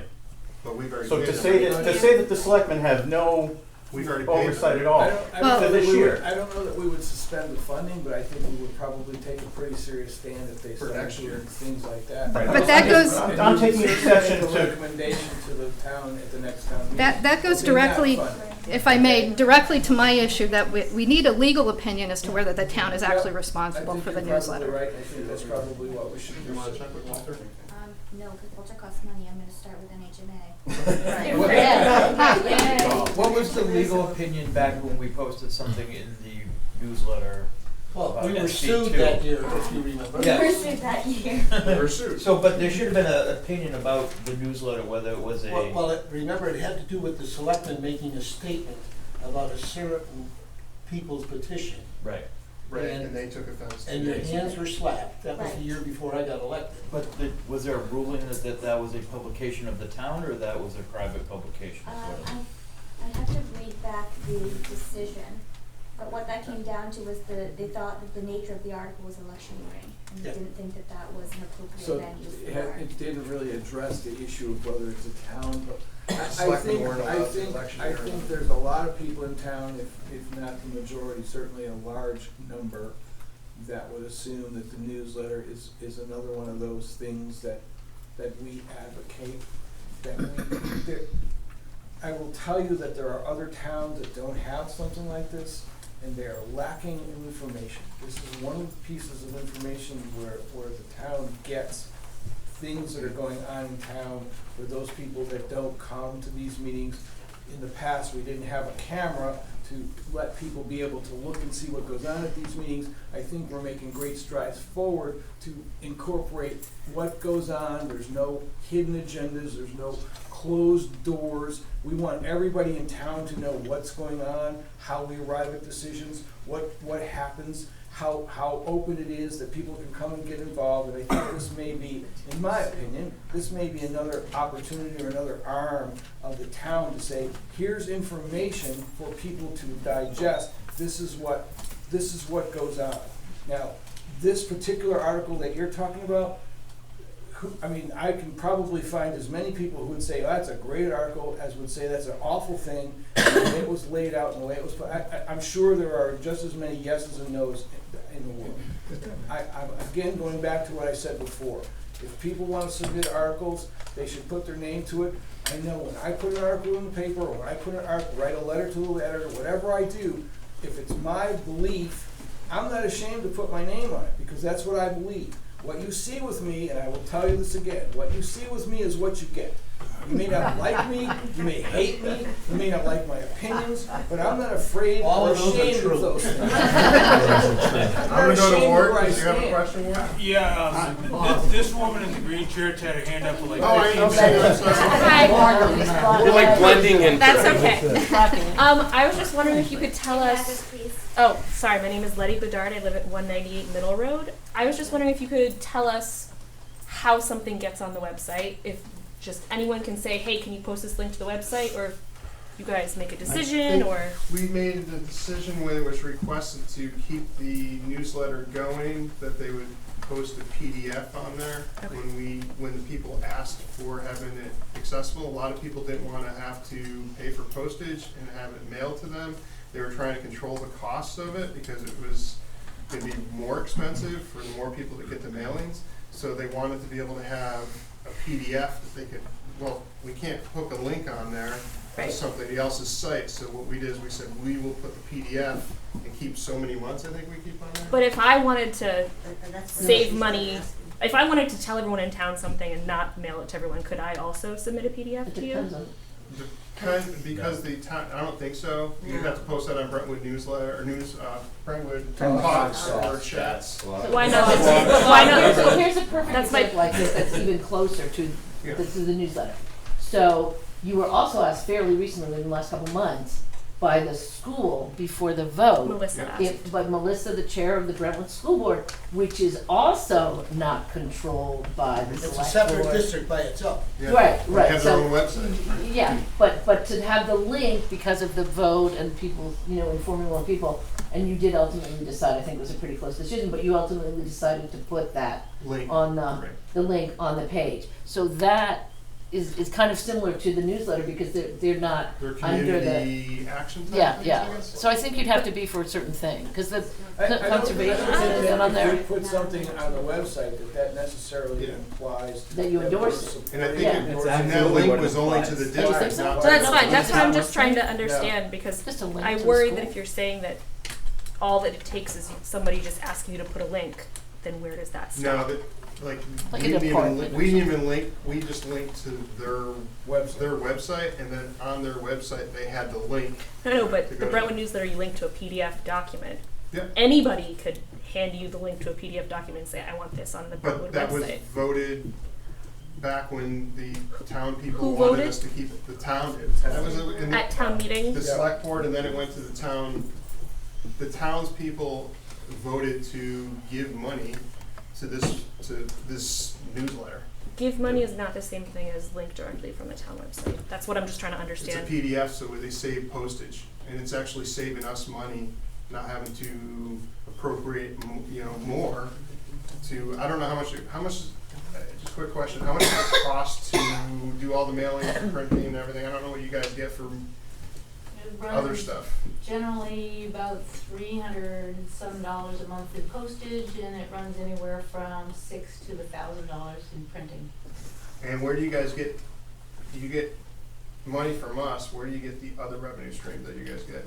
We take in advertising, we get donations, And is that, how do you guys do your taxes on that? And a lot of volunteers. it's all volunteer. How do you guys pay your taxes? I'm Jim sure Clark handles financing. he does What's all your of it. legal status? Are you a business? Are you a nonprofit, sole proprietorship, LLC? So he does all that. Just So he individuals? files all the taxes and everything. He does all that. Has always been. It's always good. Bob, because we haven't really heard from the newsletter, could you tell us what you're thinking about what you've heard so far this evening? No? No comment? You wish not to make a comment? I wish not to make a comment. Okay. Who is the newsletter? Is there some disclosure Town of that? Is it a Brentwood single? the newsletter. Apparently it's not. 100%. Anybody is eligible to submit an article. I have never refused anyone's article.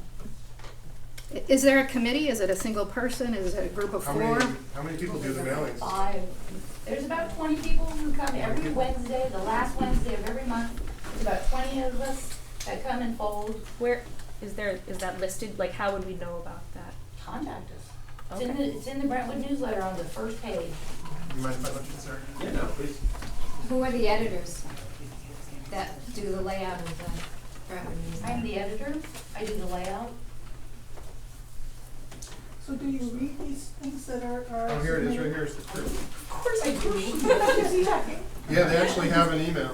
So you read A Gmail. this thing that has all the legislative That's who I corresponded with. So it's not even a Brentwood.gov site. No. And you know who wrote it? I'm gonna go back to this gentleman here. I don't wanna have exchanges going back and forth with everybody, so I'm gonna go back to you, sir. You have a question? Yes, Robert Span, I live on Peabody Drive. We moved, my wife and I moved here a year and a half ago. One of the first things we did was enjoy the newsletter. I volunteered to do folding and went to several of the folding sessions here in this room and across the way. And I think it's a great publication. But I think we're here tonight, and there are many of us, and I think the board needs to know that there are many people in town who are very upset and concerned about this article. This is uncharacteristic of the newsletter. It's a departure from the newsletter. It's a political hit piece without attribution. And it's you know, the newsletter publishes Liz McConnell's statements from Concord, which is great. I wish they would have something submitted by Josh Ukilla as well.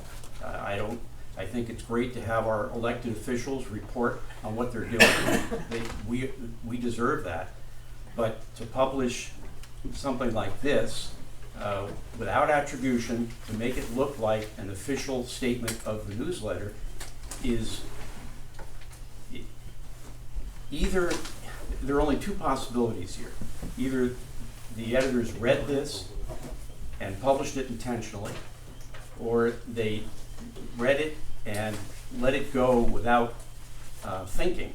And either one of those possibilities is not appropriate. And I think now, and I understand that you're saying that you don't have the power over them, and I don't know if that's right or not, but I'll accept that.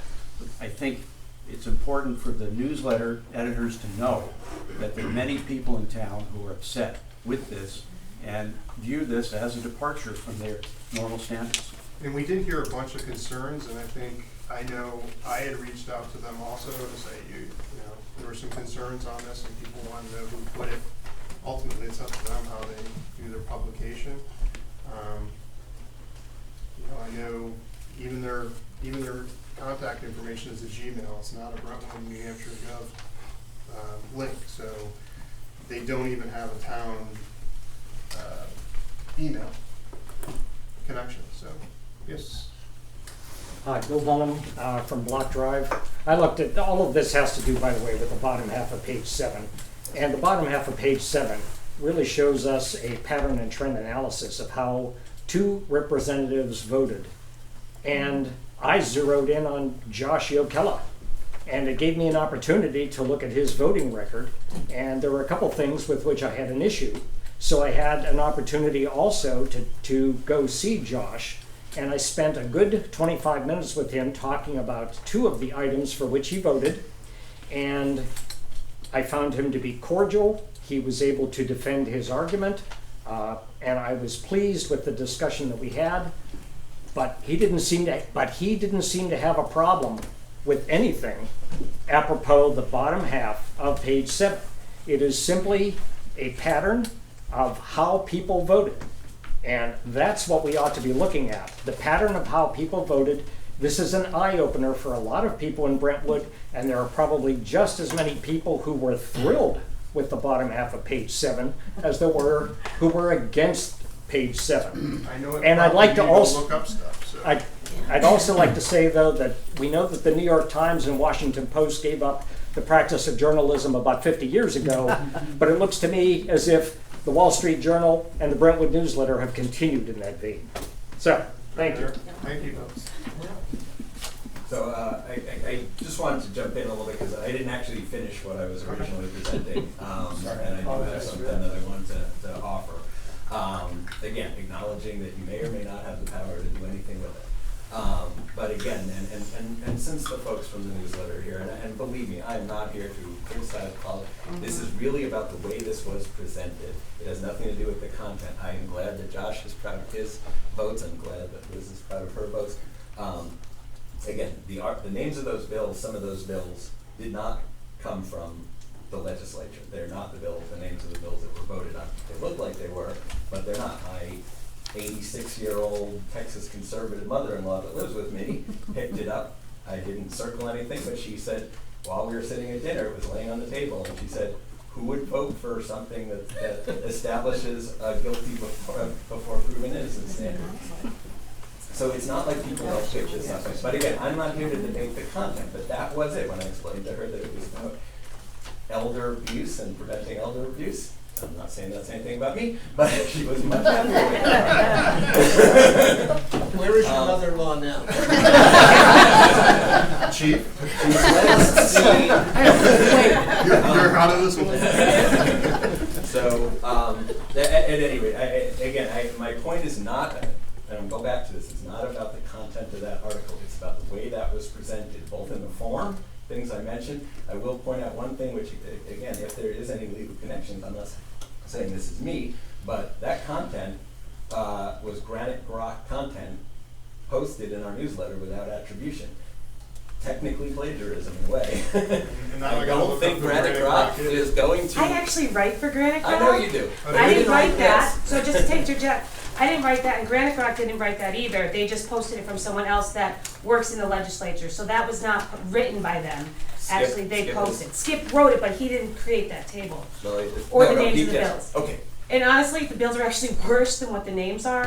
So if you really should, everyone really should look them up. Well, So again, that is something lay that off someone of the wants to. opinions that Can we people have. just take It's away actually from? not an opinion. Can we get away from the content of the bill?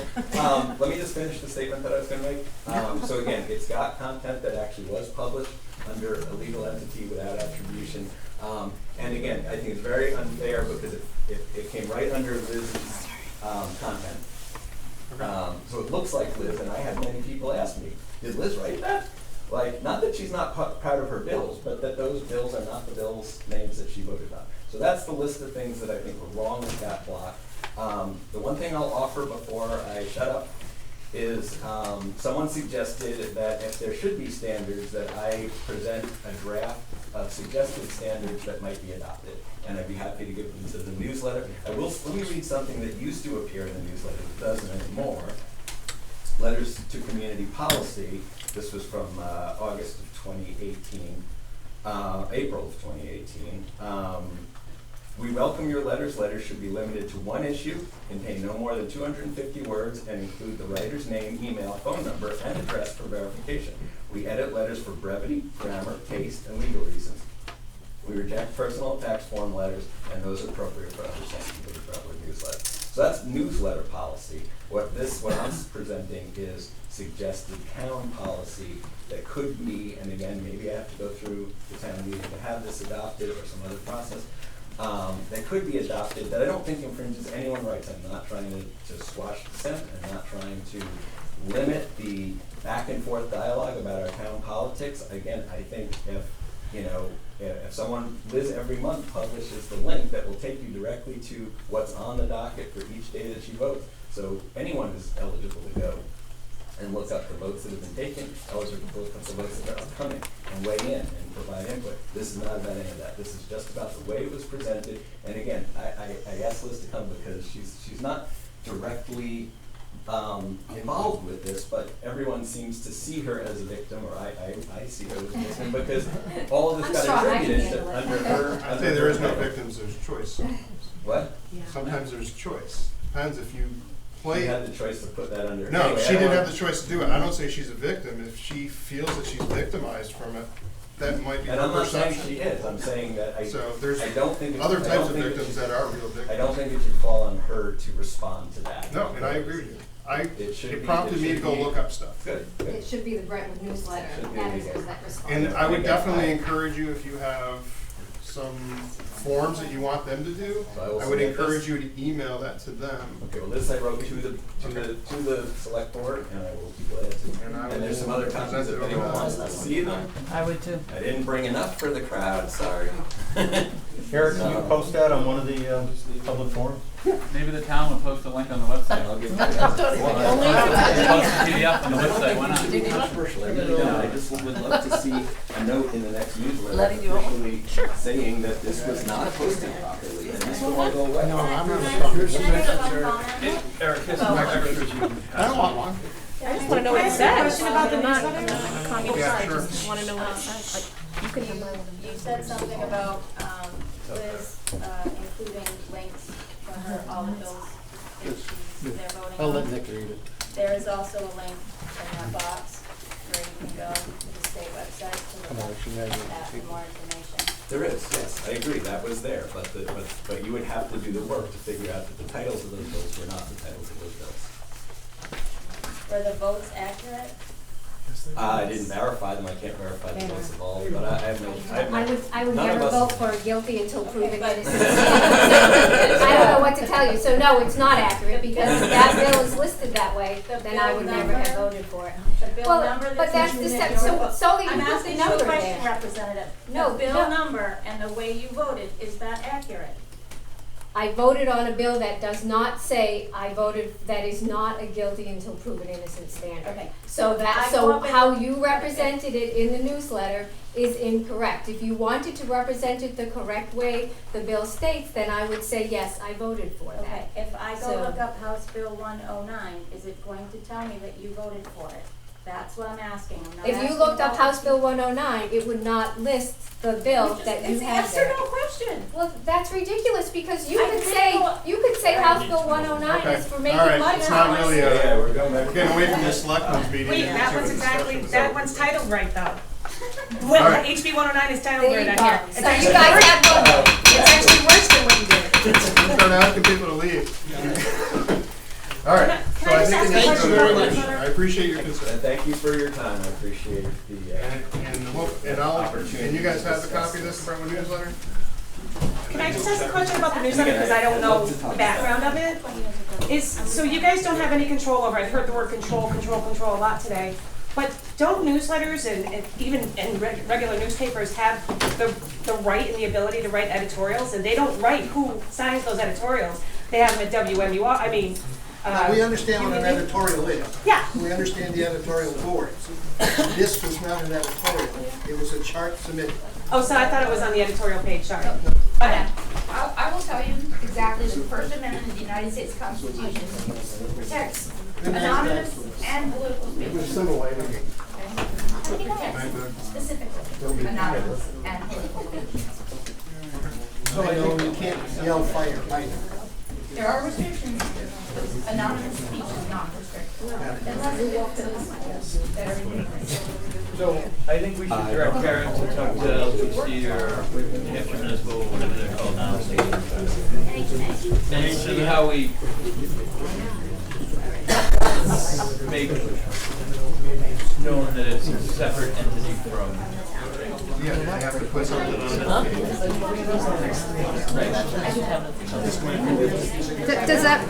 Does that organization provide legal opinions and assessments for member towns? What is that organization? Yes, we use and they design us and we look into Okay. and they also Trying to have a meeting. I really like school. I don't know these guys. Do we have?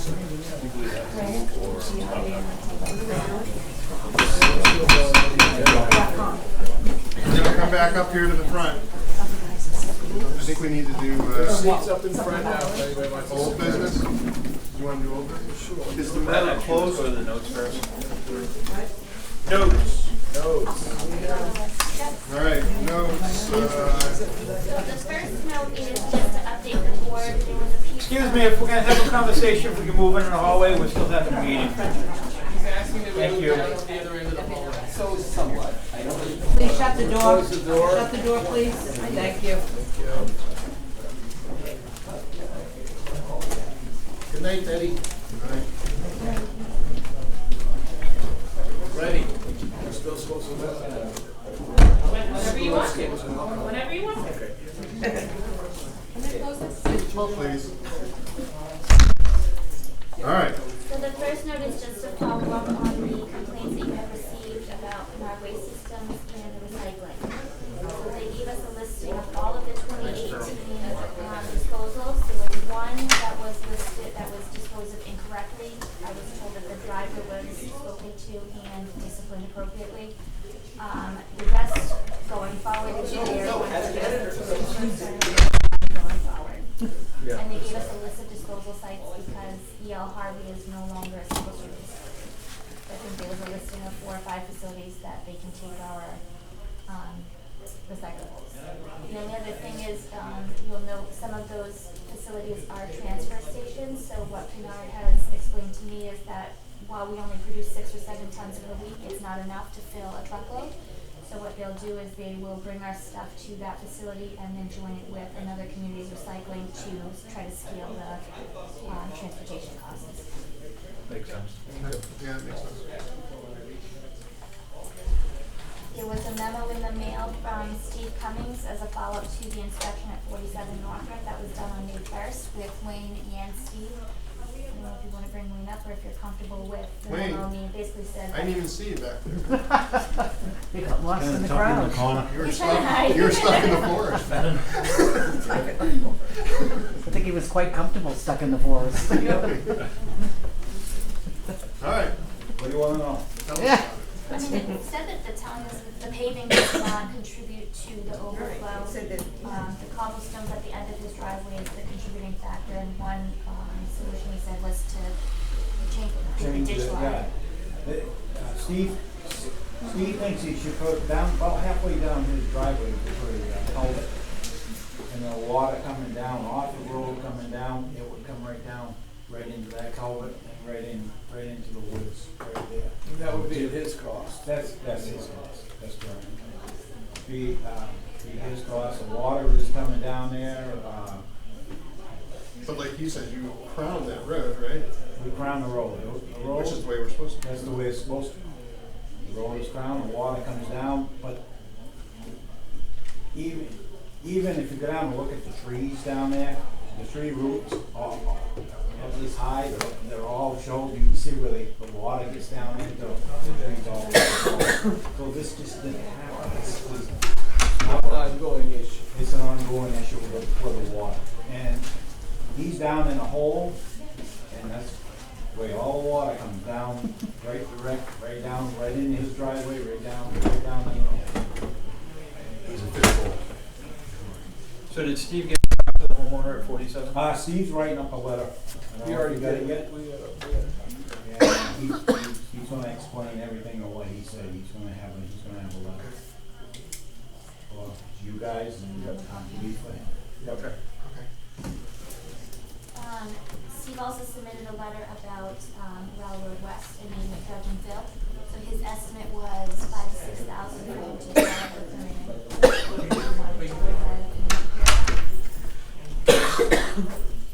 That's the wetlands issue, yeah. And we have to get a permit for that, right? Yeah. That was not part of the estimate. We didn't anticipate that. Well, I don't think we had a real estimate for that. No, I don't think we. Not yet. Steve's gonna put that together down there, and just so you know, the whole road is pretty well gone down now. All right. With all the rain that we had, the whole, bringing the whole road now all the way across is paved. I put up a fence down there, so we got an orange fence down there, and make sure that everybody stays out of it until we come up with a price, and Steve seems to think that we may have to go with a box culvert. And as I told him, with a box culvert, then with the money we have to fix the road for this year, if we have to put a box culvert in there, it's probably gonna have to go to town meeting, because that's a lot more expensive than. Over $100,000. Correct. Yeah, those are expensive. It's 435,000. There's two, actually, there's two culverts right beside each other down there, and I believe they're 48-inch culverts. Both of them, 48-inch culverts. So one of them is one's already apart. You go down and look at the hole. What happened is the water got high in the river. Instead of going the other way toward the river, it backed up and it blew the culvert. So the other culvert is right beside of it, and that's kind of holding its own right now. So I mean, those culverts are, I believe, they're galvanized, so they got age on it. And So we could use the bridge fund money. Yep. Oh, we'll see what Steve says. But Steve's gonna put everything together, because we wanna make sure that when we get down there, we'll probably wait till July before we get down there, because also we got low water, because there's a lot of things that we're gonna get involved with, because of the river, the Exeter River and wetlands all the way around it, so. But that is a good contingent, if need be. We could have draw upon some money there. Yeah. So do you wanna pay for the wetlands permit out of the bridge fund? I believe it's appropriate. Well, I'm not sure I wanna do that until we see what the estimate is and what the scope of the work's gonna be. And Well, the thing is, we have to wanna get take Get the permitting done. Right, we might wanna pay for the permit. But we Out of can where? I don't know if bridge I fund. wanna, Or the road. what happens if we need the bridge fund? Well, We're gonna get that. We need a special town meeting to bring that quick. well, we have That costs $1,000 What- just wasn't to the post money- the meeting. we have $435,000. Right, but haven't we been putting money in the bridge fund in anticipation of having to fix No. Mill Road, right? And that's not, I'm gonna tell you, what I've been reading with the state, that they're not letting that go. The state's coming down on the Mill Road area. Well, I hope so. Yeah, they are. Now, they've contacted the owner, who's throwing up his hands and going, I don't have any money to fix that. He has claimed that he tried to give it away or sell it, of course, for $1 to us, $1. Then he's tried to give it to some association that they don't want it either, because whoever gets it. But the dam and the bridge are two different things. Yeah. What'd you They're say? gonna impact the bridge. The dam and the bridge are two different things. But what's gonna happen is that the bridge is gonna be an impact that we're gonna have to deal with as a town, so. Yeah, but we've been dealing with the bridge now for 8 or 9 years. A long time, yeah. Sorry? Not that long. When did you have that? I've been here 8 years. 8 So maybe years? 7. 7 You years. guys did So- some repair before, right? I would urge caution in taking money that's earmarked for bridge repair to use for something. Well, it I is don't for think you can apply for the permit until you have the design. You have to have the design. The design is an integral part of that application, so you can't like start tomorrow Part and. of Steve's Yeah, estimate. okay. I will defer to the majority if that's what you wanna do with the bridge money, go ahead. Well, that's Clearly, very we have to gracious of do, you. clearly we have to do something. Wow. Okay. Chief, How much is the sorry, permit? Is that Wayne, what we're talking 5 to 6 grand for him to do that. One question No, it's for about him to do Bartlett the Road. application process. we spoke last week and you told me that you were gonna hit Bartlett Road quickly. No. Hold on, let's stay on the bridge first. Oh, let's finish. I'm one. done with the bridge. We're not. We're still addressing if we're gonna pay for Steve Cummins $5,000. Do you want this to go out to bid and get quotes from like Vichy and for them to do the design, the specifications, the permits, all of that? I mean, the permitting is gonna take 4 months. We have to figure out what Steve's recommending first. Yeah, His let's quote look at is his for recommendation. $5,000 to $6,000. That was just for the dredge and fill permit. But shouldn't you get some other bids so you can compare apples and apples? I mean, that's, I don't know, I mean, you wanna, cause you're gonna compare those bids and have Steve review it, I mean, he's the town engineer. I think we can go with his Do you wanna recommendation. go, are you pricing out the entire project, or are you pricing out just the permit? Having Steve. I think we need to figure out where the project's going first. Is it just gonna be a culvert? Is it gonna be a box culvert? Is it gonna be a bridge?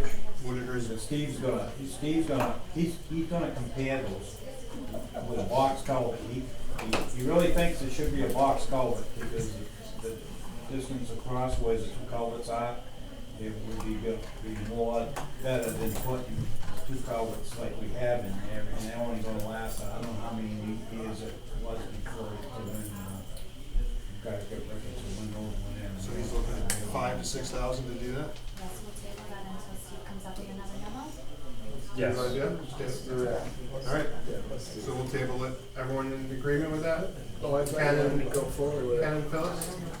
We're gonna figure out what he wants to do. Ken and Phyllis? Instead of You just guys blasting okay throwing with money tabling at it it. to wait? Absolutely. What Steve wants to do? All right, so we're gonna table it. And get a plan. Now you can go borrow it. Now you can go borrow it. Shoot. Okay, let me fill you in what's going on All with right. Bartlett, okay? If you've haven't been down there, Bartlett is ready to be tarred. The pike isn't open yet, hopefully it's gonna be open next week, and that's gonna get tarred. They'll have to come in and fine grade it, probably one more time, but it's already been reclaimed, it's already been fine graded, and right now, it's in pretty good shape down there. And, Except for the rain, we're waiting for the rain. well, we'll see what happens when the rain comes in, what's gonna happen with the rain. Monday, Tuesday again. But, it's ready to be hot top then, as soon as Pike, I guess they haven't opened, we asked them, actually asked them today when he thought he was gonna hot top it. And I'm also trying to get a hot top before they have the 5K run. And that, cause that run goes right through there. Yep. And, John said probably next week, he thinks they're gonna be open next week and they're gonna hot top it. Good, thank you. I thought you were doing Bartlett after you did the road. No, we did, No, Bartlett was already, you told us. we did Bartlett, we did Bartlett yesterday, and we finished up with Bartlett. We are now down the Railroad East. We've already reclaimed all the way down through there, Railroad East. We hauled rock in, and we built the road up, all the way down from the flats, all the way down to the flats to the first farm hill before you get to Ward's house. We laid rock in there today, we ground that all in, so we brought the road up a little bit. And we're down there now, we're down on the end of where all the trees and the stumps are. And we're trying to get rid of the stumps. We're having a little hard time with the stumps down there now, because we can't grind them. Everybody that comes in and looks at them don't want to grind because the rocks are right there. They don't want to wreck their machine. And so hopefully we'll bring an excavator in. We're going to yank on them things. We're going to pull them out. The only thing we're going to do, we are going to move the stone walls and try to explain to people down there what we're going to do. We're going to put the rocks back. We're going to fill the holes in, take the stumps out, fill the holes in, and put the rocks back in place so the stone wall is there, as long as they agreed with it. I've already had them, they were against it, but then we talked to them, and they did agree for us to go ahead to do that. Do we have to do something to the planning board for that? You've already had the meeting for the removal For of the tree removal, trees, so these but are what part, about the these are stone part, wall? well, these are part of the These are trees. stumps. And you're not removing the stone wall, you're gonna replace in kind. Yeah, we're not moving it, we're just pulling the stumps away from the stone walls, because Stumps are part of the trees, so. They're growing right in. Okay. And we know when we pull them out, the roots are under them and all that stuff, it's gonna move those stone walls, but we will put it back together. Okay. We got- Bob, I think we should send out a mailer. There's only a handful of people that live there, so they know that we know what he knows. I don't They know all what know. they- He already He already knows. He's tough. No one knows what the nose All knows, but the the nose. ones that are involved with the stumps down there, they were all there tonight. And we explained to them, actually, they coming back, John Bell is measuring the road for 18 feet across, and the stakes are gonna be in, of where the road is gonna go, and show them, actually, there's really one stump that doesn't wanna take us out. We're trying to show him where we're putting the road and what we wanna do there. And, he's coming back tomorrow morning after John has the stakes all in, to show him right where the road's And going. everyone on that road seems to be Everyone's happy. fine. Okay. Well, you know, we heard that a couple of times on Prescott, and we got burnt bad. Ward, is everyone happy? I haven't heard any otherwise. It's your road, so that's why I'm asking. No, I think. Well, it doesn't affect him because the payment stops right No, back to they the- ground in front of my house, they reclaimed the road there. No, I know, but the future paving and the trees and all that jazz.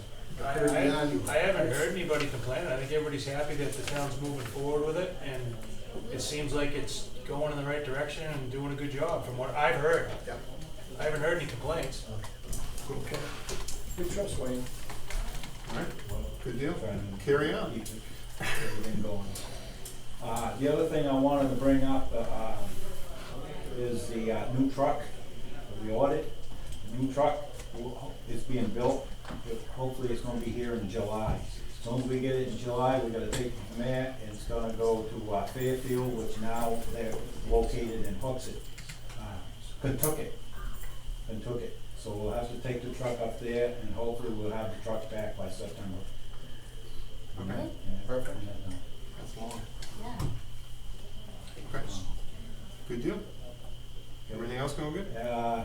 I appreciate you guys. I want to recognize the highway department for yesterday for helping out the fire department and the police department. They all three departments really did a wonderful job in a tragic situation for Brentwood power equipment that burned down yesterday. So I want to make sure I recognize that you guys were out there. Jeremy was out there. Wayne was out there picking up cones.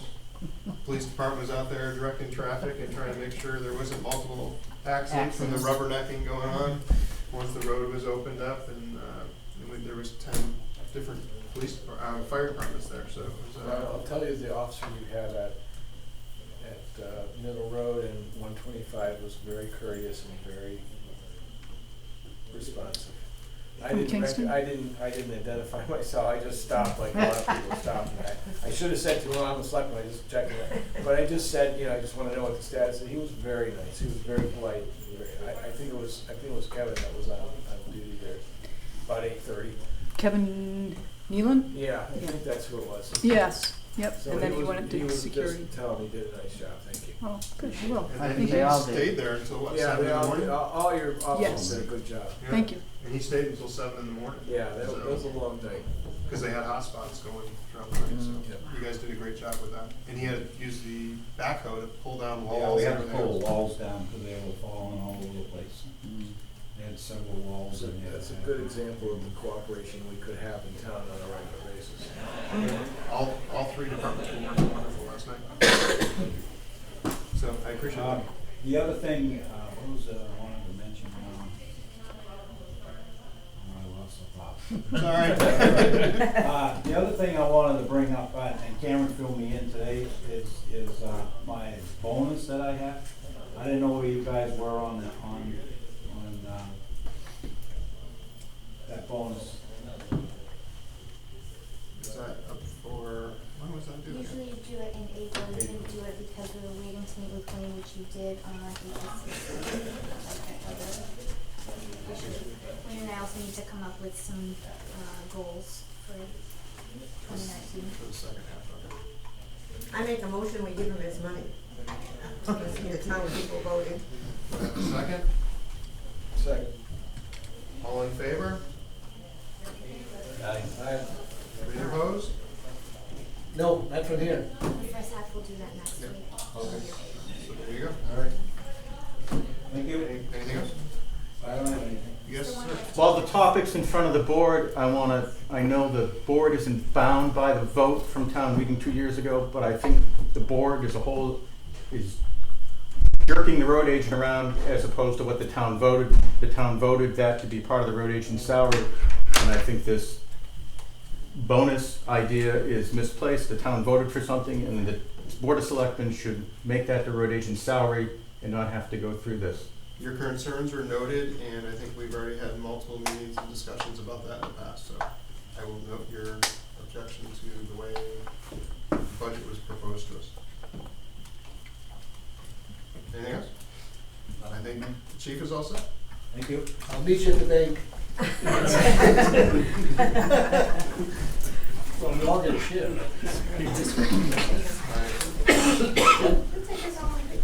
And Karen is lucky enough to be chosen to sit on 2 trials. very proud of you for doing your civic duty as very So, I think they pay you $5.50 for the Ten. day. got up. so one is from 5/8 to 5/10, and the other is 5/22. So the rest of this week, then I'm here for all of next week, and then the week after is another trial, luckily, yeah. So the speakers are supposed to be installed, I had scheduled for 5/22 and 5/23, and now I will be occupied at jury duty. So would you like me to push the install, or is one of you able to come towards the end of the install? The purpose is to be able to learn how to use the computer and all of the audio systems. I personally think you should push the install, that way Someone's you and members of the board all know how to operate the system, and another week won't. No, we've only waited since 1746 or something. We have beautiful insulated holes. Yeah. As long as there's no little critters coming down, you're all set. So at least they have an At least easier. they're out. Yeah, they have an easier way to get out. You know, They fell out. taken me out. Really? She was so mad, she's like, I found a mouse and it ate my ramen noodles. Ramen noodles? We'll get the ramen noodles out of your desk. Need a vault for that. I have an abatement from 143 Deer Hill Road. Jim has reviewed it, met with the property owner. He would recommend reducing the assessment from 236.5 to 2085. Reason being is overall condition was listed as average. It is in fair condition. It is also listed as a 2-bedroom, but it is actually a 1-bedroom. They had converted the closet to expand the bathroom. And also the roof was in poor condition. So he would recommend lowering that, and that would be a return of $742.40. I'll make the motion. Do we have a second? Second. All in favor? Aye. Right. Anybody opposed? This is a certificate of authority for municipality, so it's just updating the 5 members of the board with Citizens Bank assigners. Do we have a So motion? moved. Second? All in favor? Aye. We have to sign. Who did Ken, and who seconded it? Andy made the motion, Ken seconded. So, your signature there. And then everyone else in the top.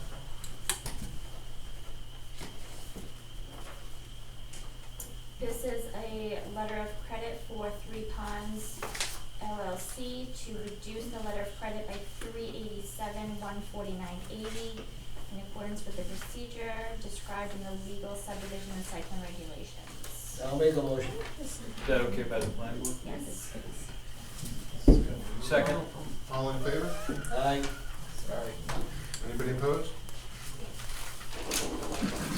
I have another partial bond release for Southeast Land Trust for the gravel pit reclamation. Cash bond should have a balance of $99,000 plus interest, and they're authorizing the release of $94,000, leaving a balance of $5,000. This is due to recommendation by Steve and also recommended by the planning board. Do we have a motion? I make the motion. Second. All in favor? Aye. Anybody opposed?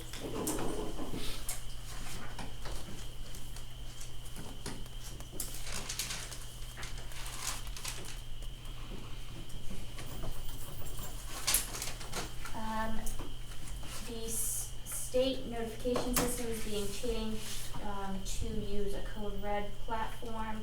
So they need you to update the primary point of contact, and then from there you can designate emergency access and non-emergency access. So there's no cost to the town to do this. So the emergency access would be for fire, police, EMD, and highway. Non-emergency could be myself, Gloria. You can name it for Andy Recreation, so that he could, when trick or treat's delayed, you can use the system to post it out. So the only difference with the non-emergency is that people have to sign up for that. So on his registration forms, people can specify whether or not, he can just add a line saying whether or not they would like to sign up for this service or not. So this has to be signed by the board to name me as the point of contact, and then these are signed, these additional forms would be signed by me going forward. Do I have a motion? So moved. Second. I think most people would object to the fact that delay of trick or treat is a non-emergency. I know they would. It's crazy that year. All in favor of me second, that first and second? Aye. Anybody opposed? The year we had to delay trick or treat because of the ice storm. Oh. It was Delayed it definitely like an 5 emergency. So that's no different than what we have now. No, they just changed the platform. They're using a national vendor now. And Norman Garside is requesting to renew his lease of the town BA field to Hayet. So moved. Second. All in favor? Aye. Anybody opposed? You don't need a signature or anything, right? Nope. Okay. Is that everything? Now you can do a little bit. Okay, we're gonna do old business, and then we'll go into non-public. Is it personnel? Was that? Is it for personnel? Yeah. So I can go first, if it's the first thing. I met with the SST instructor today. I'm meeting again with him on Thursday. He did a mock-up, the wrong dimensions, so he's gonna do a mock-up with the correct dimensions. The table is gonna be 12 feet long and 4 feet wide. It's gonna open, as I described before, with this flat piece in the middle, and it will open up in a V shape. Where I think we're gonna have to do our own table legs, right? Well, I'm thinking, I thought a little more about that. Paul Raymond Electric, because it's an electric motor business, but he's done a lot of turning on the side. I think he still does. Oh, no, they can do them. They just asked me to find out if you had them available or whether they would have to do them themselves. So I'm just gonna let them do it. Yeah. It's just easier to keep it all in the same place. Oh, they can turn them. Yeah, they can turn them. I just wanted to clarify. Oh, we have the wood, the lumber. And he and I both, probably mostly him, we're gonna contact you once we get past the full mock-up as to what material would be available to us and what. Yeah, I mean, anything you want, you just come up and pick the Okay, pieces. well, probably have him do it, because I know he's dealt with you before, right? Jim Klingensmith, maybe not you directly, but he's done Highland Hardwood, so. And the table will be done before the end of the school year, which is the third week in May, or? No, the 30th is when SST graduates, so it'll be done within a couple weeks. It'll be Yeah, we done were this amazed. month. Okay, so we'll be having. They finished something, so it was like Yeah, they have time. like they so needed that's the right. project and it We're lucky. fell in, it We was just very lucked lucky. into the timing of it. And then Andy suggested today, and I will bring it up with him when I see him on Thursday, like a 4-foot square table similar to this one, so that we could slide it in and have people who would need to come up and sit down with us. Well, for No, just whoever's for gonna like speak. this, whoever's gonna speak, whoever's gonna sit down, whatever. I'm gonna ask him if he can do that. I don't think there'd be a problem, but we'll make sure, using the same material that we're gonna use for the big table. So I think we're on a good spot. We're on a good schedule on that, and we should have it. The table's 4 feet wide, right? 4 feet wide, So 12 I feet could sit long. right at the end of it, no problem. Well, it's gonna be a There'll bit be of a a point. it'll be squared like this. You'll have a space like this at one end of it. So there'll be enough room for us to kind of maneuver around where we want to sit. Okay. Places where we want to Okay. Cool. sit. Yeah. So there you go. Audio visual, we already kind of addressed that, right? The only change to that is our trial run of the camera 3 weeks ago. The file was too big to upload to our content that we have for the media player. So Karen talked to Access AV and they've played with the settings, so we'll see how the settings come out tonight for how much storage we ended up using for 2.5 hours. Right. This is probably the wrong meeting. Yeah, probably. Well, you lost the biggest one, that's I have something for home business. We also did set up a YouTube live account, so once we get everything set, we will be live on YouTube. Cool. Will we be putting you out of business, Butch? I'll still come. Well, You can be the so backup. Let me suggest something to you that might be fun for you too, is that the first Monday of every month, the school board meets. They would love- Oh, I they would love to know. have you. I'll lend you my camera. Well, I'm there anyway, so okay, you can show me how it works. I'll take the camera and go. Yeah, There you go. Sounds like there's a different focus. What's the main interest in doing that? What's that? What's the main interest? Why not? Why not have it? Yes. Have you ever been to their meetings? About 100 of them. Yeah, so the town They're would not love to see very what they've done friendly. at the school board. What do you mean not very friendly? Not very friendly. Oh, I wanna know about my Boston Post canes, are they in yet? They have been delivered from, the town of Peterborough. I need to take them to Ali's Jewelers. Oh, I in thought you Dover already to sent have them out. engraved. To get engraved. Yeah. I'm gonna drop them off this week on my way to the courthouse. So that's about a week turnaround. Oh, okay. So someone came forward? Yeah, we have somebody. Yeah, I'm not the oldest. Mr. Gilman, Okay, George Gilman. okay. Yep. So a I think I notice, told you that at the, no, we didn't know. oh, you didn't know? Nope. How old is Mr. Gilman? He's not the 92. oldest. 92? Yes. The people that were Oh. older didn't want They it. didn't want it, so that's kind of a weird thing to announce. Here's the oldest guy who's not really the oldest. I would just Words not. out of her mouth worth, the person who gets it dies. I would just not do it though. The oldest All right. doesn't want it, so- Any public comment? I have one question for Andy. The microphones, Yes, when can we expect them? when we reschedule the speaker install. Okay, thank you. Yeah. I think they have the That- microphone. What was the No. So reason, those are old ones that we found in the cabinet. what was the reason that this didn't go in before, like it was supposed to? They ordered the wrong speakers. They were half the size of the hole. Nice. So that they anticipate somebody hit the wrong key. Probably the numbers were close when they were ordering them. They So won't we cost didn't us any get, extra. I was gonna say, we didn't get dinged for No, that. I don't think we paid anything yet, have we? We haven't paid anything yet, but they've also assured me that we would not receive an upcharge for the exercise. I hope not. It was spec'd right. It was It just was their ordered error. wrong. Quick question, earlier, I noticed a payment to Reagan Mosquito, have we changed our mosquito control company? No, dragon mosquito. Oh, I heard Reagan. Okay. Yeah, I heard Reagan too. Okay. Dragon. Dragon. Dragon.